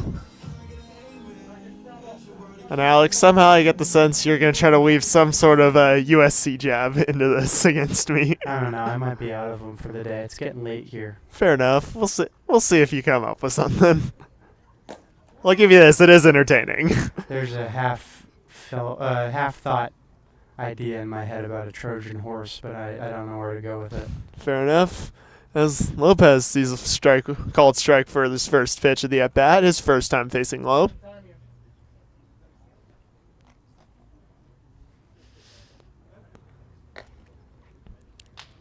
As Lowe's going to check in on Conley. Mariano holding him on at first. Definitely at this point just fully anticipating he's going to get the ball thrown to him if there's a runner at first, and there we go again. I like that second one, though, oddly enough, just going right back. That's a sneaky move by Lowe. Didn't work, though. Yeah, Conley hasn't gotten caught yet this game. No, one guy did, but I don't think it was him. So Conley's now going to steal. That one's going down deep down the right field line. And it's going to be caught by Robbie Trado. And Cam Conley, who was initially trying to steal, was forced to hold up and return to first as a result. So unable to advance. Looks like Adrian Lopez couldn't fight on into the next pitch. Oof, that one kind of hurt a little bit, can't lie, but go Pirates. Not fight on right now. Exactly. Like I said, I'm cheering against them. And I'd say something similar if, we were on the call together. Deuce Robinson was up at Academy. Yeah. There's nothing you can say to me. Syracuse doesn't have a baseball team. Does have a club one. They good, or? I think it's a good club program. I just wish had D1 level program. Have softball bit. That'll be a called strike on Easton Elliott. Seems like they could be good. I mean, ACC is one of the best conferences in college baseball. Seems like why wouldn't they want to get in the action, especially with baseball's growth in the past few years. As Conley's going to steal. And he's going to be called out at second. Great throw there from Brody Brown. A good tag applied. So we head to the top of the 7th inning. Saints still leading 7-4. And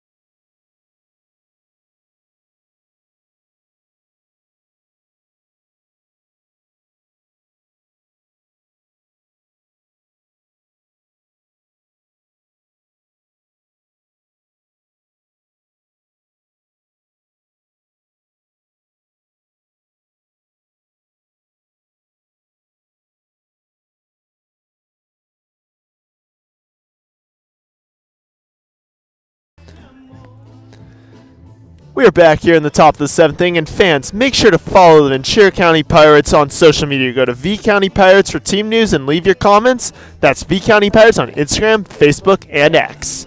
Yeah, we've got one of our social media interns, Michaela Paraga, standing a few feet to our left. She does a great job. Shout out, Michaela.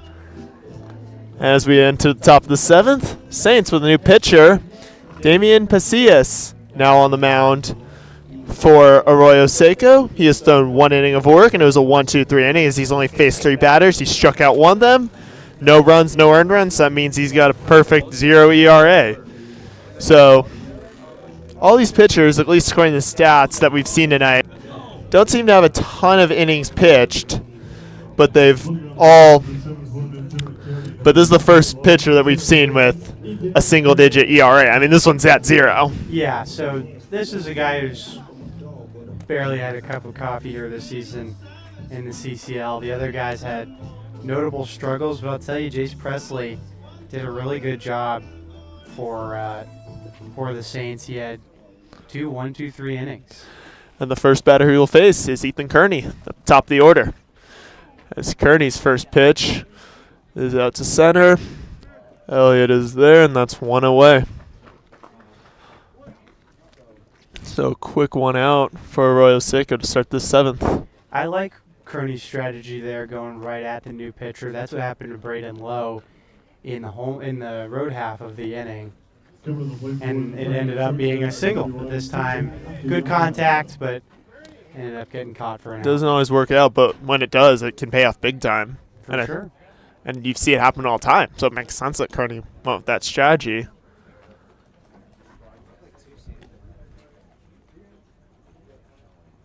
It's DJ Akiyama, now the batter. He takes ball 1. That's ball 2 to Akiyama now, so he's up 2-0 quickly. Akiyama did not face Jace Presley of the Saints. Singled his last time out, the second to last guy to face Michael Perez.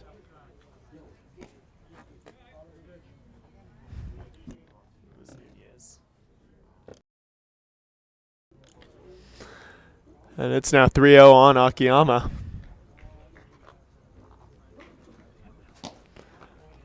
And that's going to be ball 4. So a 1-out walk for DJ Akiyama.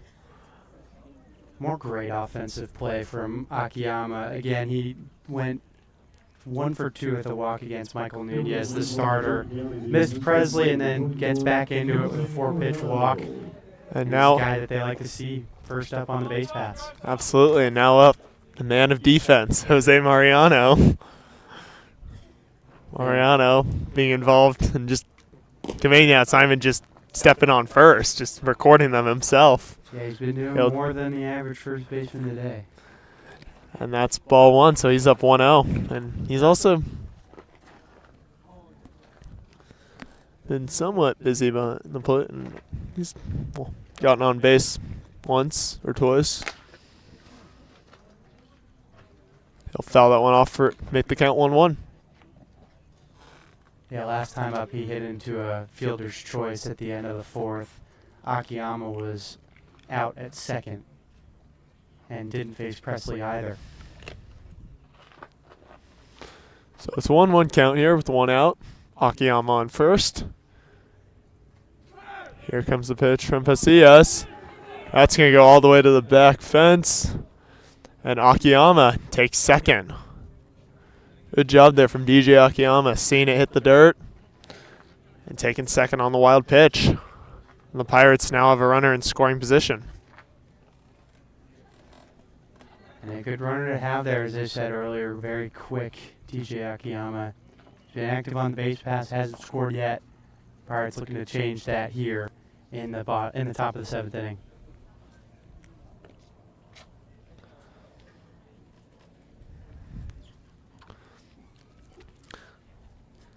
Lazara gonna go talk to Pasillas after the disaster. After, I guess you'd call it kind of for them, disastrous wild pitch that puts a very fast and dangerous runner on second.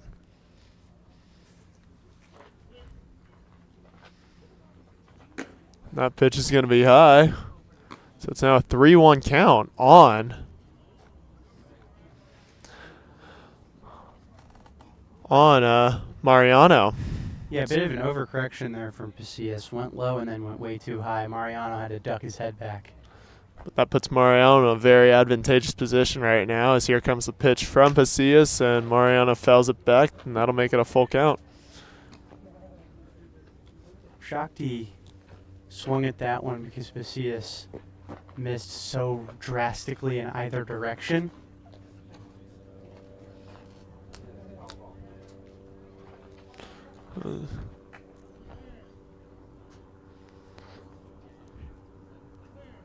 Here comes the payoff pitch. Akiyama thought about going, and it's going to bloop foul down the first baseline.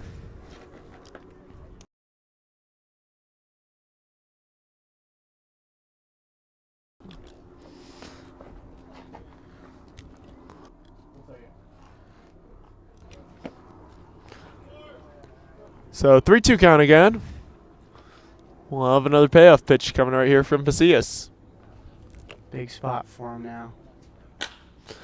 And that one's going to be ripped into right field. Akiyama going to be held at third. So a one-out single puts runners in the corners. And Gabe Juarez up to bat for the Pirates now. And Moore is now representing the tying run here at the plate. Yeah, and Akiyama wanted to go home on that one. Scott Murray held him up at third. I thought that was the right decision. Worth had a kind of easy throw coming to home, and we'll never know what could have happened, but I think that Akiyama would have had a close play to deal with. Now you bring up a capable hitter with 2 on instead. Yeah, I mean, not a bad idea, especially with someone like Gabe Juarez up. If he can get that ball into a solid spot in the outfield, Akiyama's for sure scoring.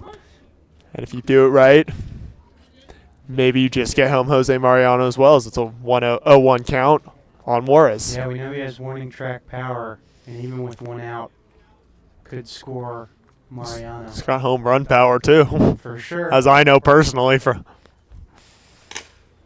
As he breaks his bat there, that's going to be a short grounder to third. They'll get the force out at second. Juarez reaches on the fielder's choice, but Akiyama scores. It's now 7-5 Saints.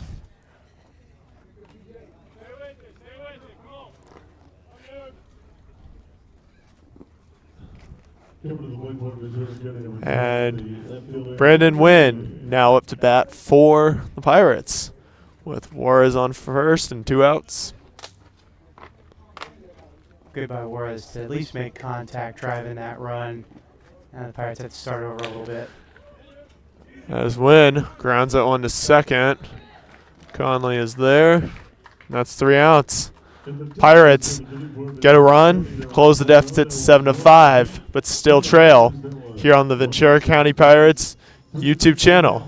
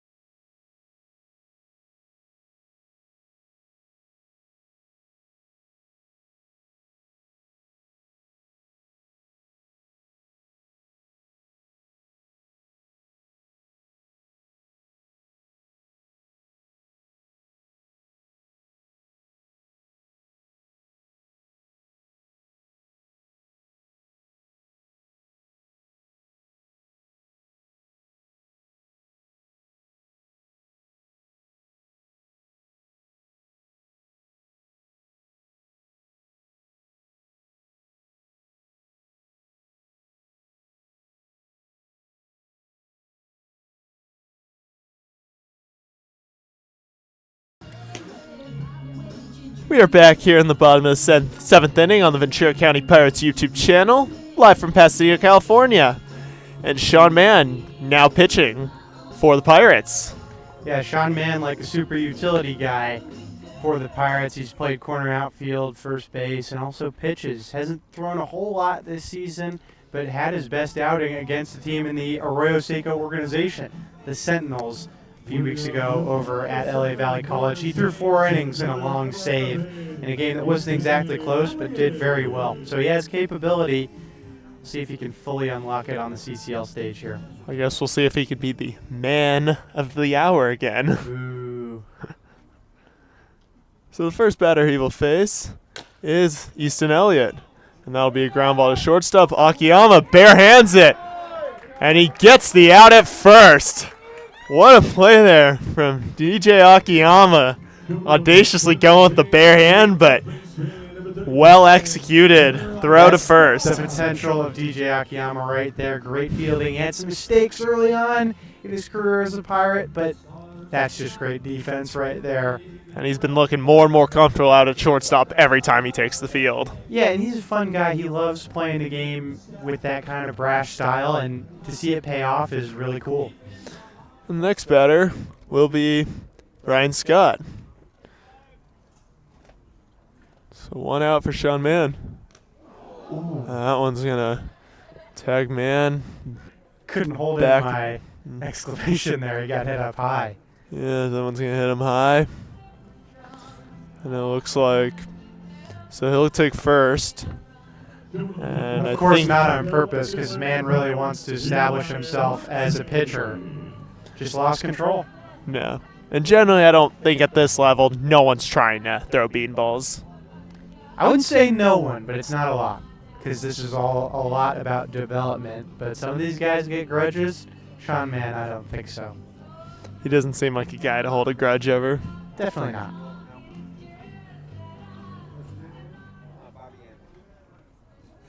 Bobby. So next batter is Eli Watson. And man, they thought they had Elliott stealing, but man, maybe a little too casual at the throw. And it's a little too high, and they're unable to apply the tag. So Elliott now on second. That might be some of Mann's inexperience as a pitcher showing. Just kind of let the guy sneak behind him. Well, if Good you're play going to by throw, Scott. you got to gun it there, just like you do to the pit plate.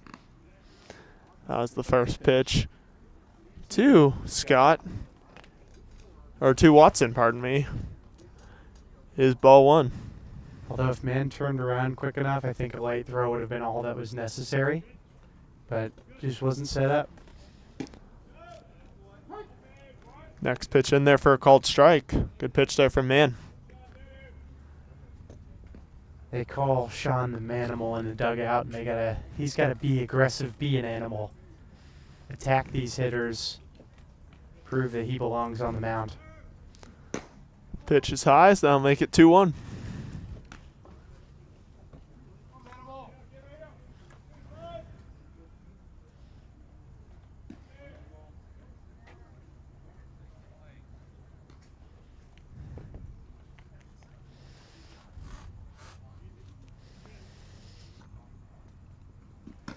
Another pitch that's high. It's now 3-1 the count. Mann puts a lot of power into these pitches and sometimes just can't keep them down. It's happening so far against Watson. Yeah, Mann has a lot of potential as a pitcher, but just sometimes his command can be raw. command can be a bit over the place. But as you said, yeah, it's a bit raw. Definitely fun to watch on the mound for sure. That one's going to be hit hard to left center field. Wynn's going to field it. And that's a 1-out single for Eli Watson. Very responsibly fielded by Brandon Wynn. Didn't sell out and dive after it. I don't think he would have got it. Would have been close. But kept everybody in check. No runs score. And Ryan Scott was only able to only advance the third and not take the plate, which is crucial because you do not want to let the Saints expand their lead. Yeah, it's getting late here. Especially as you're, closing in now. Like this is the closest Pirates have been in a few innings now.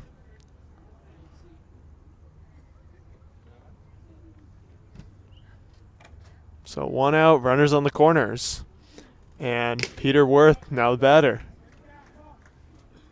And he'll take the first pitch for ball 1, so 1-0 the count. Not a lot of contact for Peter Worth so far today. 2 strikeouts and a walk. The walk was against Perez.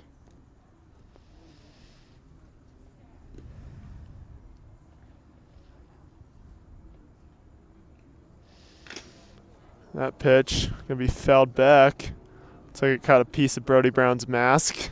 But he didn't even flinch. Catchers are fearless. Especially our catchers too. I gotta say, a lot of Tough credit. Guys. I mean, takes a lot to be a catcher, so you got to be tough, especially when you're willingly signing up for a ball to be thrown like anywhere from at an average about 90 miles an hour, about call it maybe 150 times a game. Yeah. These guys are coaches on the field, but also the toughest. Yeah. I would say so. My brother also spent some time as catcher, so he knows. I'll have to get more stories from him for us to talk about. Man threw that one pickoff over to Mariano. It was way off the bag, though not thrown all that hard. I think that goes back to what you were saying earlier, Alex, about his some of his inexperience as a pitcher, just his ability to just need a little more time to develop. Yeah, you can tell he can throw from the outfield because of how he pitches, but those infield throws are tough. That's going to go across the plate.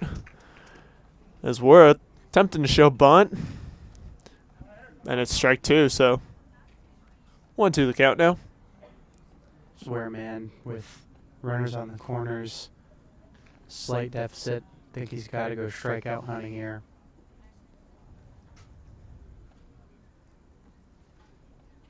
As risky as that can be. That's going to go across the plate, and they get Worth looking. Big strikeout there for Sean Mann, and 2 down. That wasn't even necessarily what I was thinking. That was just a perfect pitch. I was looking for maybe somebody to chase. The ball going in and out of the zone. That one was just dotted on the corner and would get anybody in the world. I was surprised Worth didn't swing at, but you know what? If he wasn't going to swing, that pitch does the job. Absolutely. So now drama isn't over for Sean Mann and the Pirates, but certainly a load off their shoulders. And Crew McChesney now up to bat for Arroyo Seco. Yeah, got hit last time by Joseph Perez. And that was with a 2-2 count. So he was kind of behind there and can be beaten. And it looks like we got a bit of a delay here. Not sure what the holdup is. So we'll return to you when everything is resolved.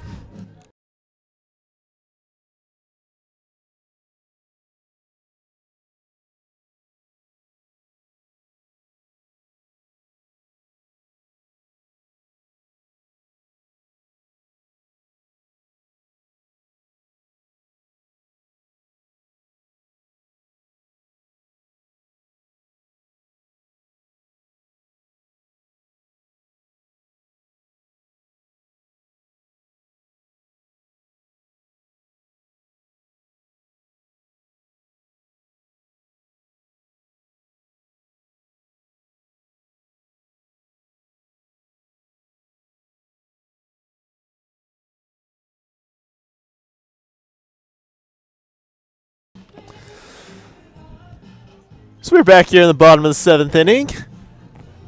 Whatever the issue was, seems to be resolved, but Arroyo Seco now the pinch hitter in Tyler Herges.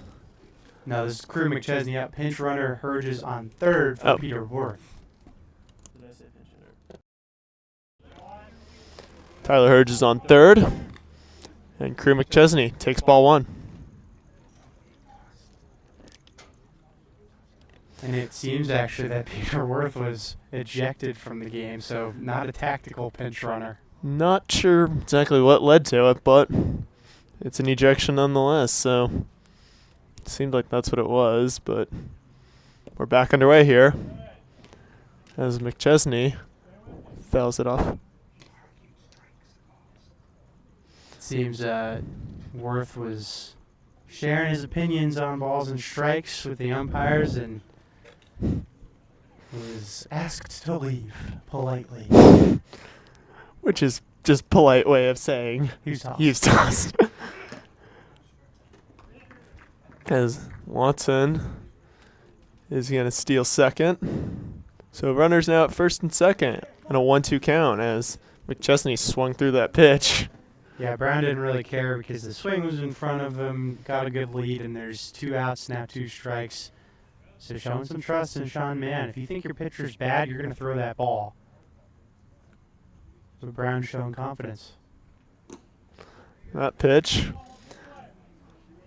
close to McChesney's feet. So evens the count up at 2-2.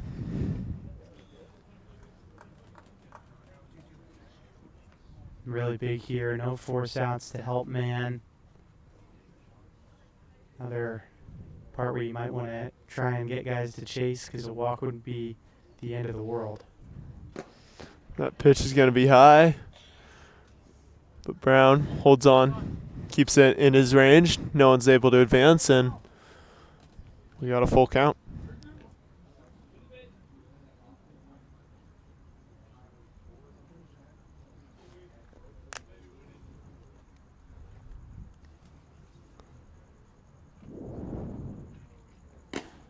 That pitch is going to be high, so bases are loaded. On the top of the order, back up with Tyler Gordon. Now up to bat. Yeah, I don't blame Mann for doing that, picking around a little bit to try and load the bases when Watson stole second. Now a ground ball is very much in play when it could have scored a run off the bat of McChesney. Very true. But Tyler Gordon now up to bat. His first time facing Sean Mann tonight.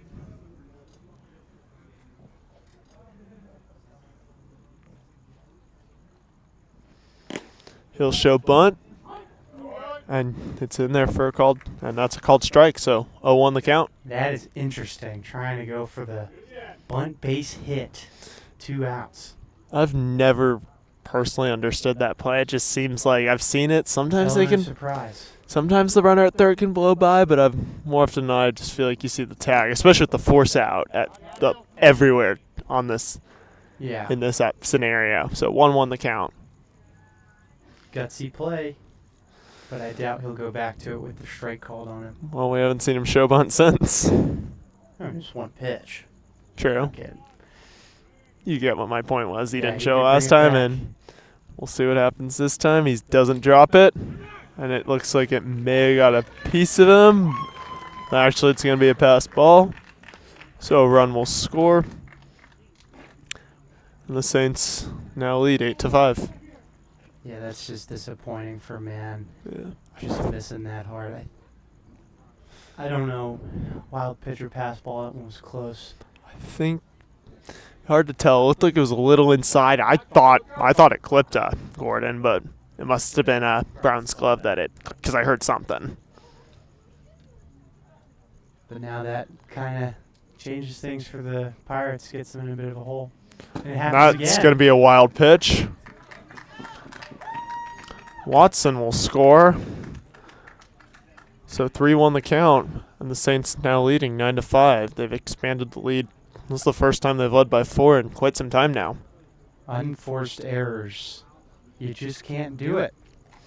No, you cannot, especially when you've worked super hard to close this gap in a game where you've been behind the whole time. And now you've got to rework yourself. Now you're asking your hitters to work harder now.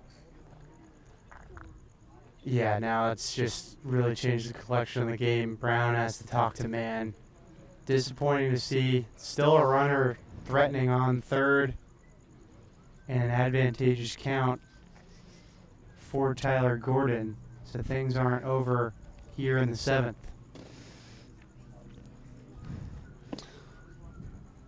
Man needs to get out of this inning now before any more damage is done. Here comes the 3-1. And that's going to be ball 4. So runners are back in the corners here with 2 outs. And that was just a rough stretch of 4 pitches for Sean Mann. Started out with a strike on Gordon, and no runs had crossed. Then misses horribly to give up 2 runs twice in a row. Gave up a run twice in a row. Then misses on ball 4 to give out a free base to the leadoff man for the Saints. So just fell off the map. And now Mann's going to get a visit from the pitching coach. So we'll be back when the meeting is over.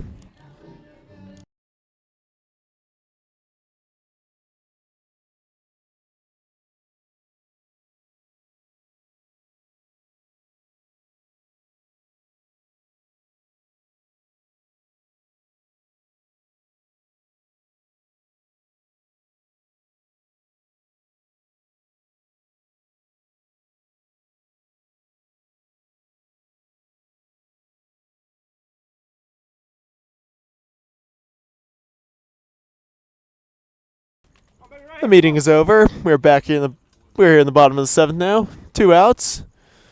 Sean Mann now to face Cam Conley. As Conley didn't quite go around on that pitch, so it's 1-0.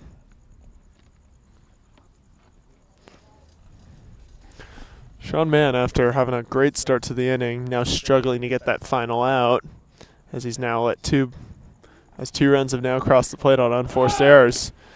As Gordon's going to take off. Ryder Gordon, the second baseman for the Pirates, unable to apply the tag in time. Granted, the throw was a little high from Brody Brown. But good job of Gordon just catching and trying to bring his glove down just a little late on it. But a 1-1 count as the pitch from Mann was a strike.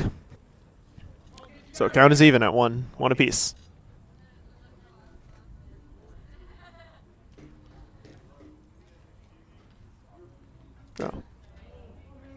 Oh. And in addition, a run did score there on the throw from Brown.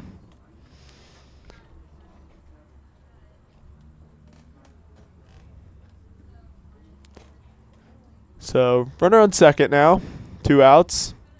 The Saints now at their largest lead of the night in 10-5. That pitch is fouled off, so we got ourselves a 2-2 count. Yeah, not the direction that the Pirates wanted to go in. We're playing some of their best baseball in the middle innings, and maybe didn't score as much as they needed to. And then this just falling apart on the defensive and pitching side could do it for them. They still have 2 chances to bat. And it's not over till that final out, but they've made their job a lot harder. Of course, and if I know anything about the Pirates is they don't like to quit a game, they'll be in the final out. As Mann now with another 3-2 count. Situation he's also, like many of the other pitchers we've seen tonight for the Pirates, have found themselves in. That's going to be ground to shortstop. Gordon's there. And the throw to Mariano is in time. So that'll end the inning. We had to top the 8th inning. Saints leading 10-5 on the Ventura County Pirates YouTube channel.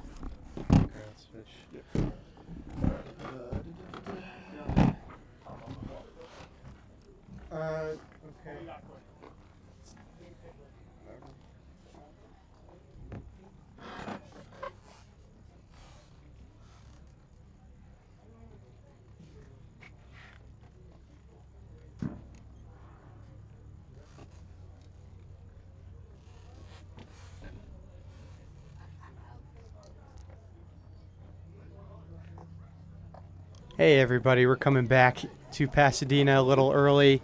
I'm Alex Ramol here with a message about supporting the Ventura County Pirates and looking good doing it. You can buy the Pirates' new CCL red and black hat for $35 at every Pirates home game.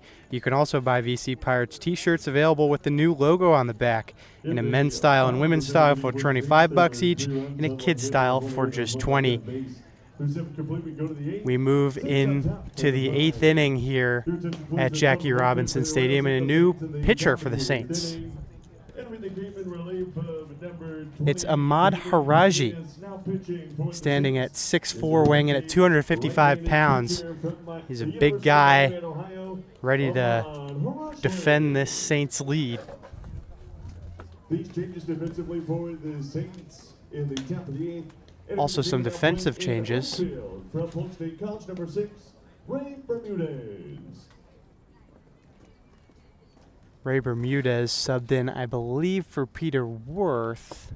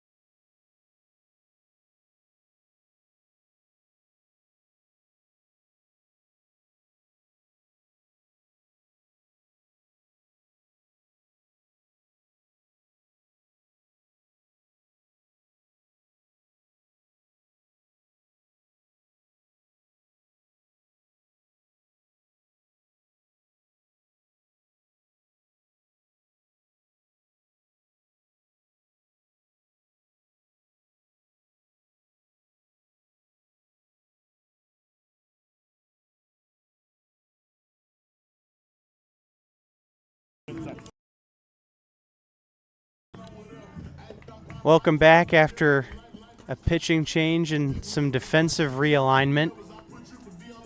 Saints lead the Pirates 10-5 in the top of the 8th. Alex Ramol alongside Crash Collier for the ending of this CCL matchup in Pasadena.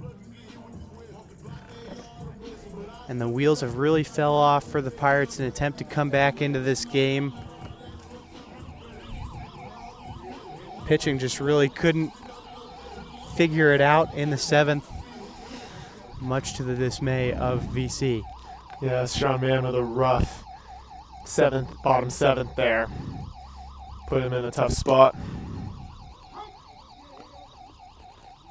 That's a strike to the first batter of the inning, Ryder Gordon.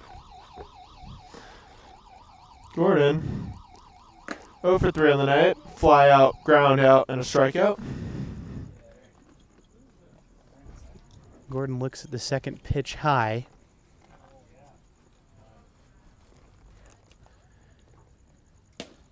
And now 1-1 clips the top of the strike zone.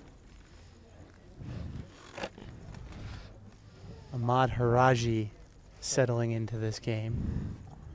1-2 from Haraji, just barely inside to keep Gordon going.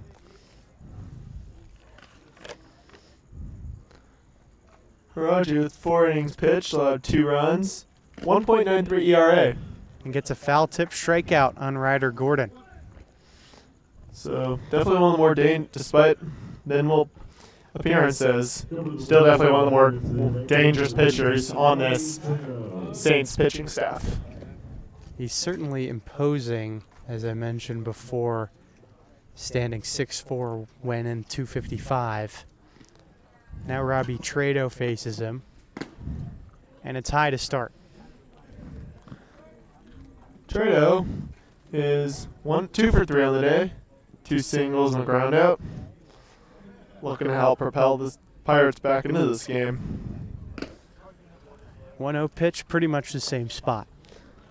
So Trado's starting off pretty favorably, which is just what the Pirates need at this point in the game. It's what they need at this point in the season, having him back to his best, but he cuts and misses there.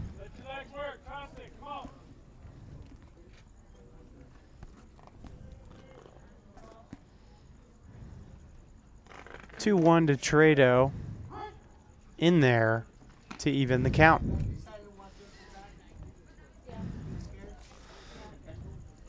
So Trado, after starting out 2 down, finds himself quickly back with the count even. Another from Haraji. That one popped up foul, going towards the stands, and it hits bleachers. And also into the bushes.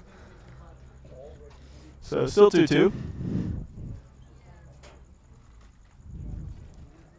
Haraji to Trado. That one is lined in the left. Goes through. Single for Robbie Trado to get it going in the 8th. Quality up out there, too. Hard hit, line drive, gets through. Just what the Pirates needed. Come to the plate for the Pirates. Hopefully, Evan Hawkins can keep this going. Yeah, now a taller order to come back into this game. 5 outs remaining for VC. Haraji deals to Jaquez for a strike. Yeah. As we've seen, the Pirates aren't as comfortable on the road as compared to when they're at home and getting at home in the Valley. Another well-placed pitch by Haraji. Jump out to an 0-2 lead. It's not the start if you're Evan Hawkins. Now you got to kind of really be careful. Oh, then he gets hit almost in the face. Takes his base. I mean, tough Again, to see the guys get hit, but you know what? That at this point, you got 2 runners on, so yeah, I'll take it at this point. I think he's gonna wear it off, walk it out. He'll be good. Haraji's gotten limited work at this level, so certainly not done with any intent. Trey Thomas enters the game as a pinch hitter. Pinch hitter, number 28 from Antelope Valley College, Trey Thomas. There'll definitely have to be some defensive maneuvering because, as far as I know, Thomas doesn't catch. They can't really move Gabe Juarez unless they want to put Sean Mann in, which is possible, or because then they'd lose the DH, or they can bring Grant Madrid-Murray in to catch the 8th. See what head coach Scott Murray does, as that one is high and a bit inside to Thomas. And at this level, one bad inning from a reliever can break things open, so... Well, we saw that. I mean, yeah, I saw that we saw that with Sean Mann. Pirates can just as easily claw their way back in this if Haraji loses it. And I mean, hasn't exactly been a great outing for him ever since he struck out Gordon to start the inning. Yeah, struggling a bit with his command here. Now goes 2-0 pitch. That one way over as both runners move, standing up into scoring position. So things are getting interesting. Absolutely. I mean, good. I mean, base hit will likely score both Trado and Hawkins. So Trey Thomas has a chance to really help close the gap here.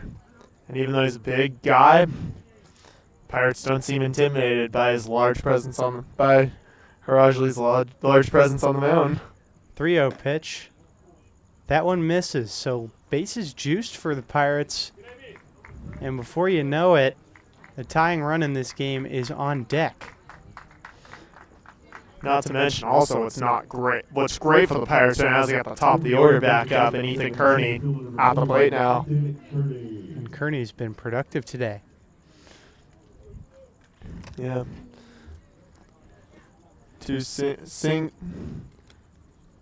He's 1 for 3, but he's reached he's 1 for 4, but he's reached 3 of those 4 times. He's singled his first time up, reached on air, and a fielder's choice before flying up.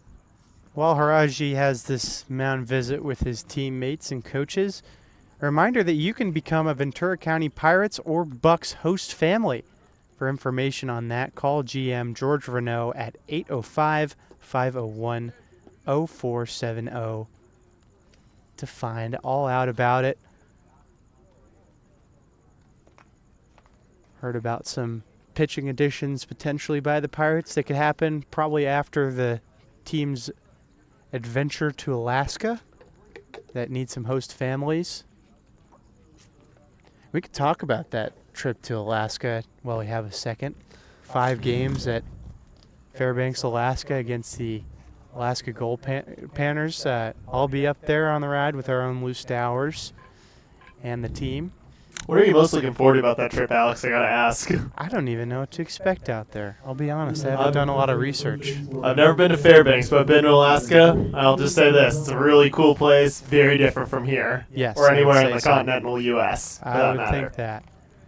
But now Ethan Kearney getting ready. First pitch to him. Just misses outside. That one looked a lot better, though, from Haraji. It looked better, but he's still struggling with his command, and the Pirates need to leverage that right now. Now is a golden opportunity. Another miss. Throw back to third. He's safe. That was a close one there. Robbie Trado, death-defying, dive back into third. Good thing Trado did, because that is major implications should he be out. You're now only 4 outs left in the game for the Pirates, and you lose your runner 90 feet away from the plate. So now 2-0 pitch, and Haraji's back in the strike zone. Finally, I was like, that's been a while without a strike. I think it was maybe 5 or 6 pitches of straight balls. Now another. That one misses just a bit high. Kearney now, like the guys before him, in a position of strength here as he enters his 3-1 count. Here's the pitch. Way low. So a run scores for the Pirates. 10-6. The Saints lead the Pirates here in the top of the 8th with 1 out. Bases still loaded. RBI walk for Ethan Kearney. I'll take it at this point. Close Now the gap. DJ Akiyama up for the Pirates. He's been hitting better than he ever has in his short career with the Pirates. He's been a great addition to this team. I remember still meeting him. Great guy, especially when he said, showed up to BP, he was hitting in nice shorts and a collared shirt. Yep, in his University of Hawaii shirt representing the islands. First pitch to him is left downstairs. Yeah. Akiyama having a good game so far. 2 walks, strikeout and a single, so he's been getting on base a lot tonight. That one goes wild. Haka is running home. Haka scores after Trado to make it 10-7.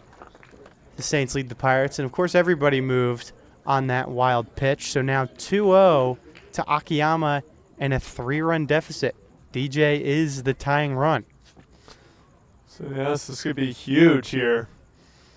The Pirates are right back in this one now. Anything can happen in baseball, and that's the beauty of this sport.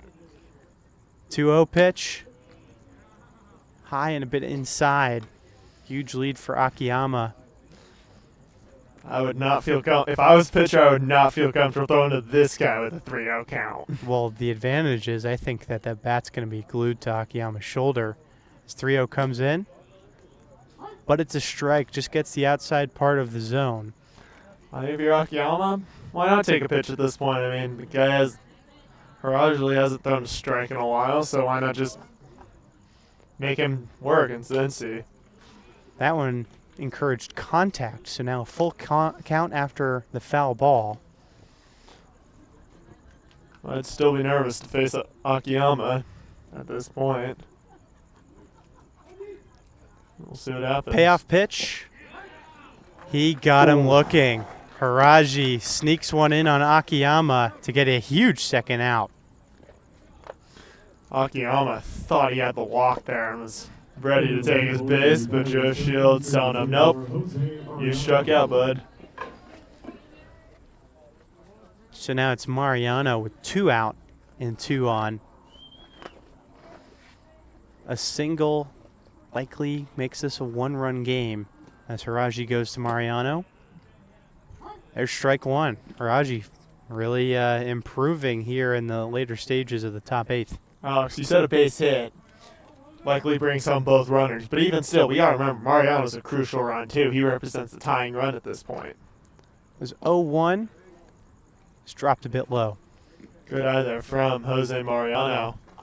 Not falling for that ball as it dropped just below the strike zone.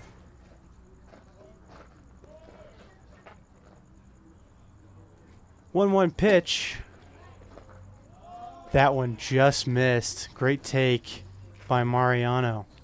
So 2-1 now. Seems like a few Saints fans may have been a little outraged over that one, but It was close, but I think Mariano made the right decision as another comes in from Haraji. That one outside. good eye there from Mariano.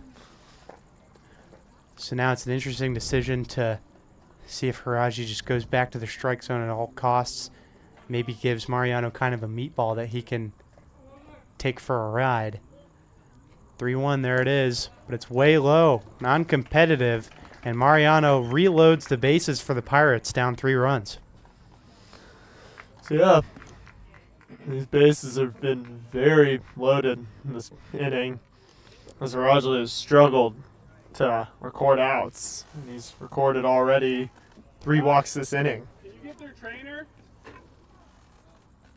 Now Gabe Juarez up.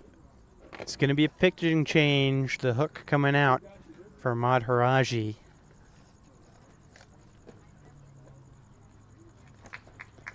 And guys, remember that the VC Pirates are supported by the answer is yes. The MasterCard and Visa class action settlement is the largest in U.S. history. If your company took Visa or MasterCard payments between 2004 and 2019, you are entitled to file a claim for a refund for being overcharged for transaction fees. Call Kevin Sumstein at 760-685-5813 or Jeffrey Booma at 714-350-8378. So we'll be back for just a minute after Harajli's replacement warms up.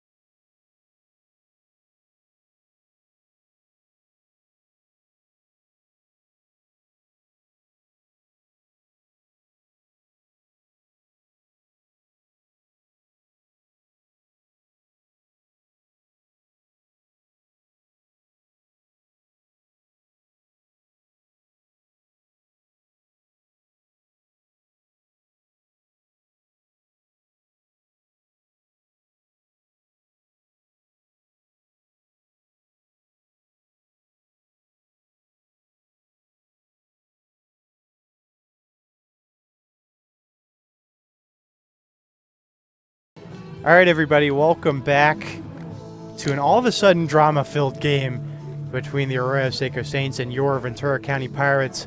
VC trails by just 3 runs with Gabe Juarez up against a new pitcher for the Saints. It's Braden Samford of Oral Roberts. He's pitched 2 innings this year and has allowed 1 earned run for an earned run average of 4.50. So not a lot out on this guy, Samford. But he has a huge job to do. Just 1 out to get against the Pirates here. Yeah, and you said a huge job. Gabe Juarez represents the go-ahead run for the Pirates, so An even bigger job, you could say. yes, he's been thrust into it with runners on every base who aren't his responsibility. So should Juarez hit a grand slam, he's only responsible for Gabe. Here's Samford. Swinging miss. from Juarez. Juarez just deciding to go for that first pitch. Kind of just see what Sanford's going to do. I mean, not a terrible idea at all. Sanford loads up and deals. That is lined up down the first base line, but goes foul. Oh, That would have been at least two runs. You could for hear the Pirates. excitement from the dugout as they thought it could just stay fair. That's easily 2 runs there. But Juarez now in an 0-2 count. We'll do it again. Good contact, just a little late.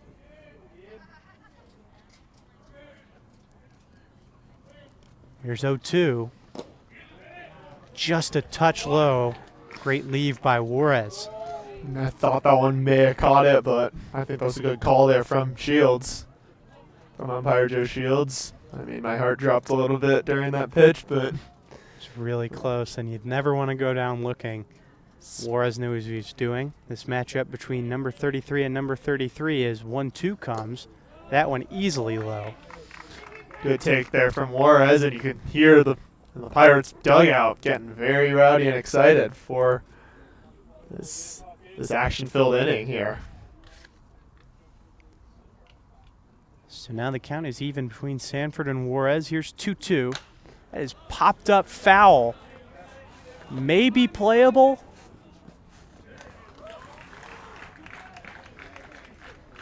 And it's caught.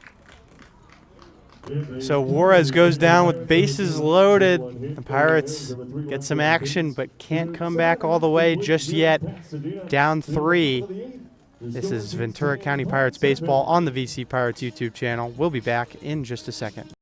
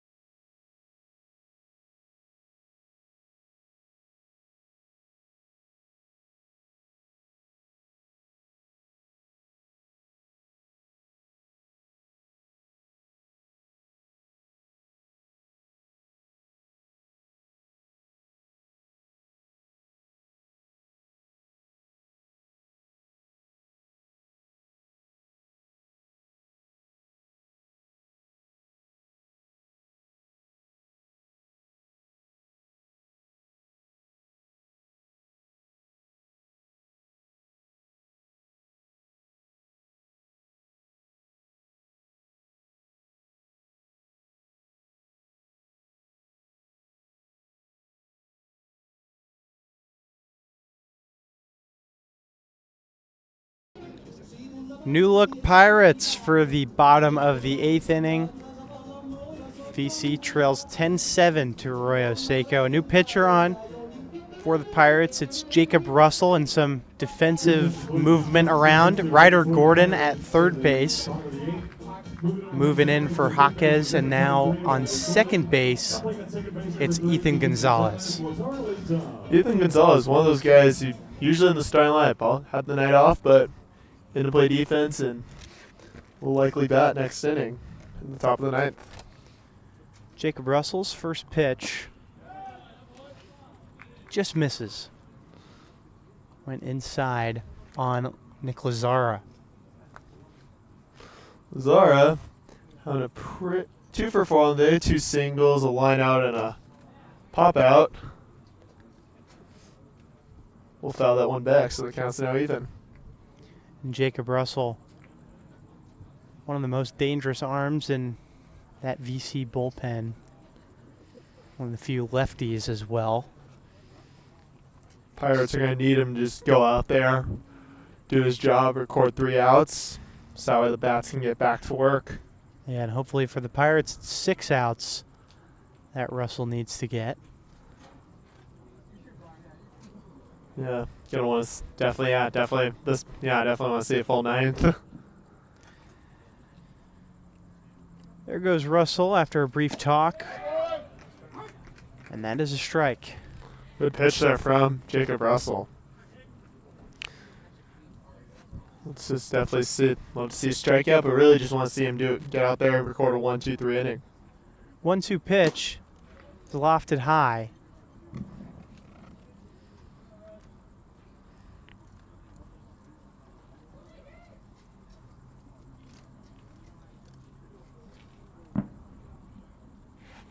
Russell waves off a couple signs, accepts one, goes for the pitch. That one is popped foul, but going out. And also important to mention, Grant Madrid Murray has been subbed in at catcher. Considering the substitutions, wasn't exactly surprised by that one, but Yeah, Brody Brown coming out, replaced by Thomas, who does not catch. Grant Madrid Murray in. with Gabe Juarez at DH, they don't really want to lose the DH spot. That 2-2 is left way high. Jacob Russell finding himself in the same situation as many of the guys before him have, the full count. Now throws payoff. That is smacked foul going towards the right. Looks unplayable, and it is.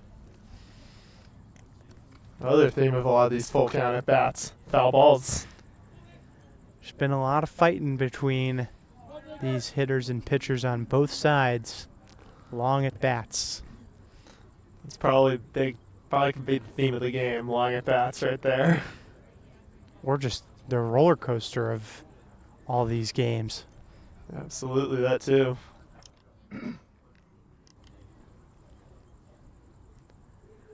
Another payoff. Popped up into the infield. Going to the middle infield. Gonzalez catches it. So the substitute grabs one to record the first out.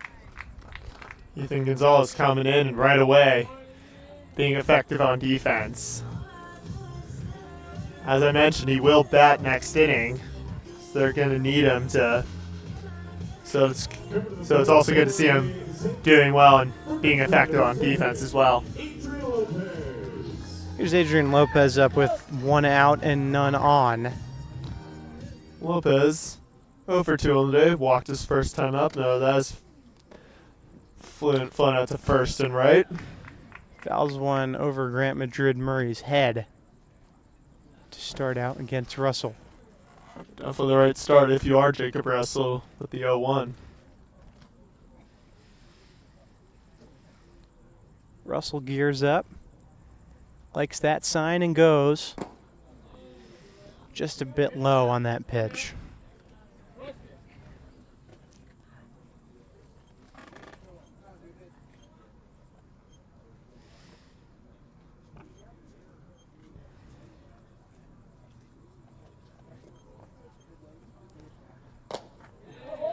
One. Barely misses. I think that was good placement by Russell. Or good pitch attempt. Just placement just wasn't quite there. Yeah, basically a judgment call by home plate umpire Joe Shields as 2-1 comes in. And that one more obviously left outside. You definitely want more at the heat on that one, you could tell. Definitely more of the fastball. He's definitely got some velo on it, does Russell. And I do like that Russell's just trying to be aggressive. I like that pitch. There's another. That one fouled. Again with the aggression. And another full count.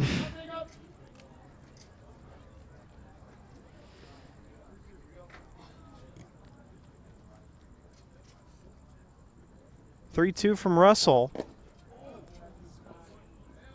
That one was close, but dropped by Madrid Murray. Coming to the plate for the Saints, center fielder number 11, Easton Elliott. Easton Elliott at the plate with a runner on and 1 out. Elliott is 2 for 4 on the day. 2 singles and 2 groundouts. Has a chance to bring some insurance for Arroyo Seco. This is his first at bat against Russell. Russell's first pitch is up high.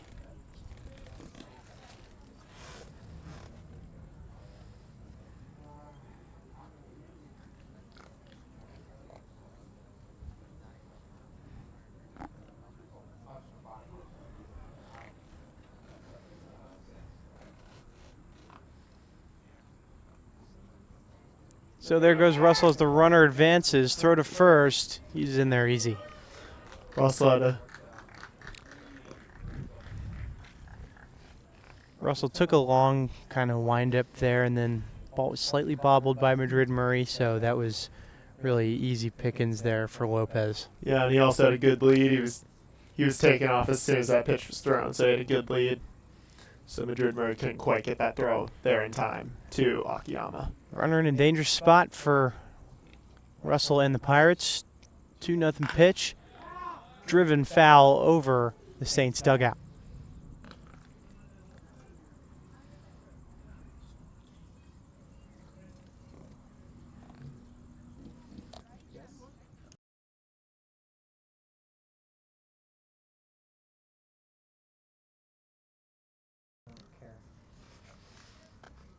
He probably needs him again. So 2-1, a pickoff thrown into the outfield, but backed up well by Kearney, so nothing advances there. Good response there from Ethan Kearney in center field, not letting Adrian Lopez take any more bases. Which is crucial. You don't want him coming around that getting any closer to the plate. So a do-over here for Russell.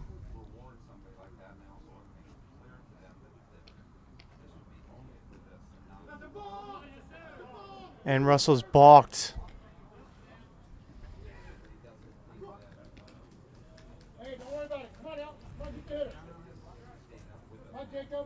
Luckily for Russell, didn't get the chance to throw the pitch there to save his arm for one more throw. That puts Lopez 90 feet away. Finally 2-1, and it misses just low.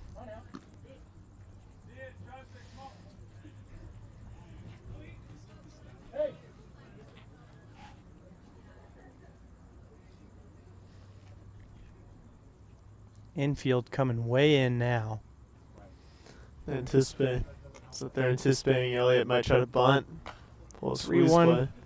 Is driven backwards, so the infielders relax a little bit.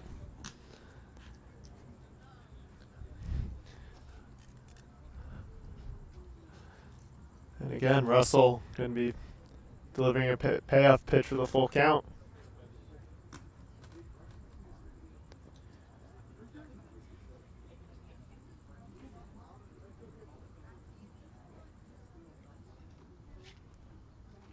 So Russell against Elliott, full count, 1 on third, payoff pitch, hit foul.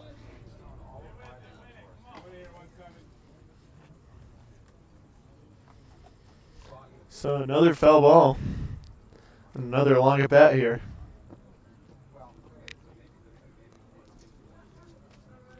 Could be a very short outing for Russell, but a lot of work if it's just 1 inning.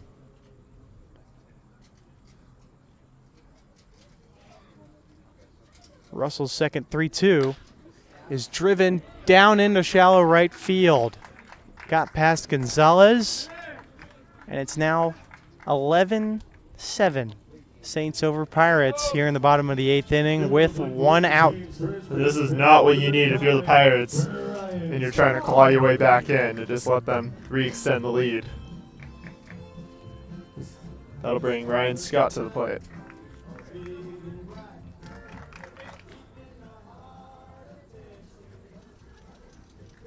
So some added insurance for the Saints already here, a 4-run lead. Russell goes to Scott. There's strike 1.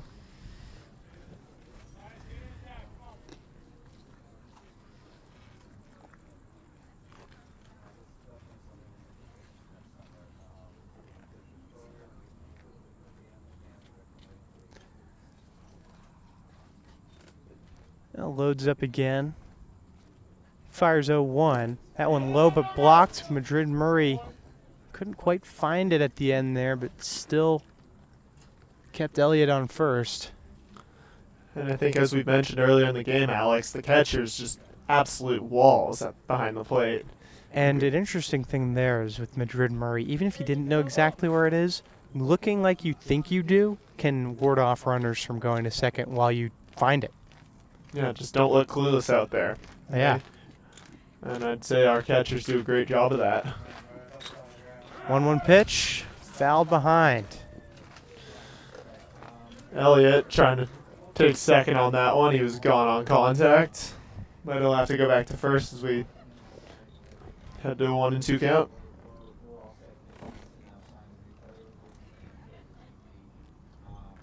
Now good advantage for Russell. Been in a lot of tight counts. Looking to avoid that against Scott.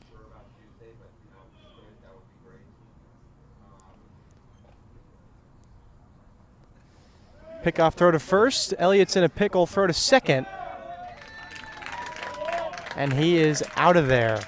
Great job by Jacob Russell. And you got to be, as a runner, you have to be careful against lefties because they have that ability of where if they don't They're looking cross, right at you. and they, as long as they don't cross that 45-degree angle, which can be difficult to judge as a runner, they can catch you as soon as you even think about taking off. So good job there by Jacob Russell, catching Easton Elliott stealing and recording that second out. Russell's bulk helped a run score for the Saints, but that's a pretty good correction for the reliever.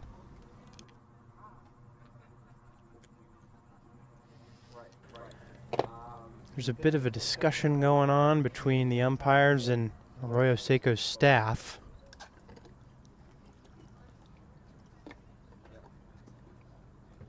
Might have been on the legality of that pickoff move. Not They're not going to bring it back. Not sure what was illegal about it. Seemed like a pretty standard play. Hadn't crossed that 45-degree angle. Seems like Arroyo Seco wasn't sure either, and maybe at the very least was checking in. Fair, I guess, but still looked legal to me. But now 1-2. Here's the pitch. Going low. A much different situation now for Jacob Russell, with only one runner, with no runners on base anymore. 2-2 coming to Scott. Left high that time. So we got another full count out here. This time with 2 outs.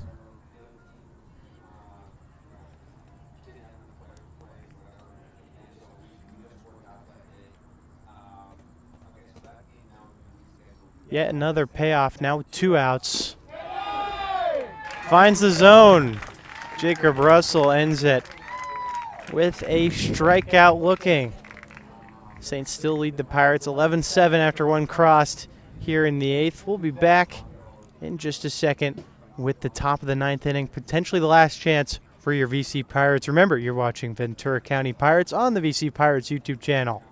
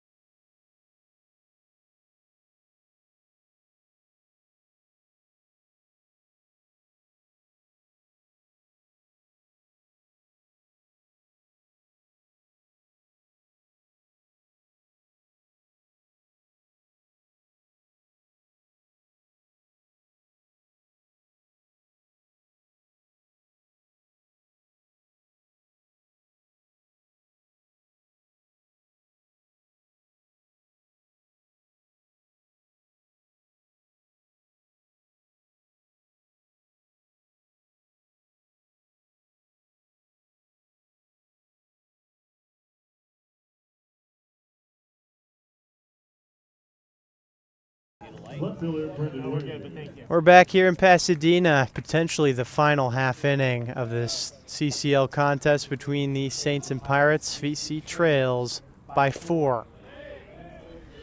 First pitch ball into Brandon Wynn to start things off. Wynn having a 1 for 4 night. Fly out, single, 2 ground outs second. Looking to get the action going and keep the Pirates alive in this game. That time, Braden Samford went into the dirt. Remember, Samford was the hero of the top of the 8th for Arroyo Seco. Major damage control as 2-0 comes in, and it's fouled as Wynn throws his bat through the swing. As you said, Braden Sanford, big hero, clean out the mess left by Ahmad Haralajali, and came in and just, unfortunately, got everyone out with bases loaded and no damage. Samford deals 2-1. Barely misses outside. Very advantageous count now for Brandon Wynn here, but he's got to capitalize on it. 4 runs, not impossible to overcome. And the way you do it is by leading off with base runners. And good base runners like Wynn especially. Here's the pitch. It is hit over to third. Little hop, now a throw across to get Wynn for the first out. Close play there. And it looked like he got third baseman Lopez. A little uncomfortable, but Lopez recovered quick and gunned it over. It's a good play by Lopez there. Fortunate for a win. Now here's Ryder Gordon up for VC. Things are tougher now. 1 out of the 3 already recorded. First pitch to him is way up high. Gordon 0 for 4 on the day and is moved over to third as Ethan Gonzalez came in to play defense for Evan Hawkes. That one fouled right above us into the fence. High fence is very protective here at Jackie Robinson Stadium. Plus we got the tent too, so if anything goes over, we're safe there. That one lined into right field.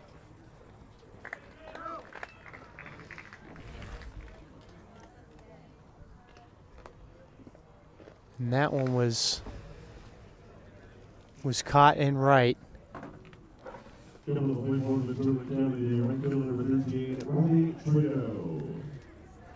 So great contact for Ryder Gordon, but a lineout's not what you want to see. 2 outs here in the top of the 9th. And excuse us, that one just a bit far out of our view in the corner there.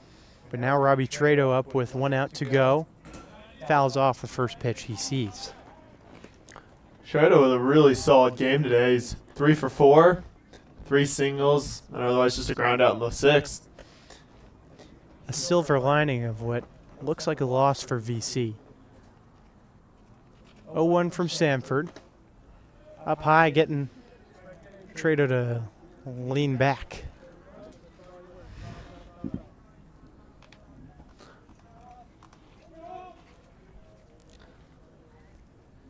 One pitch.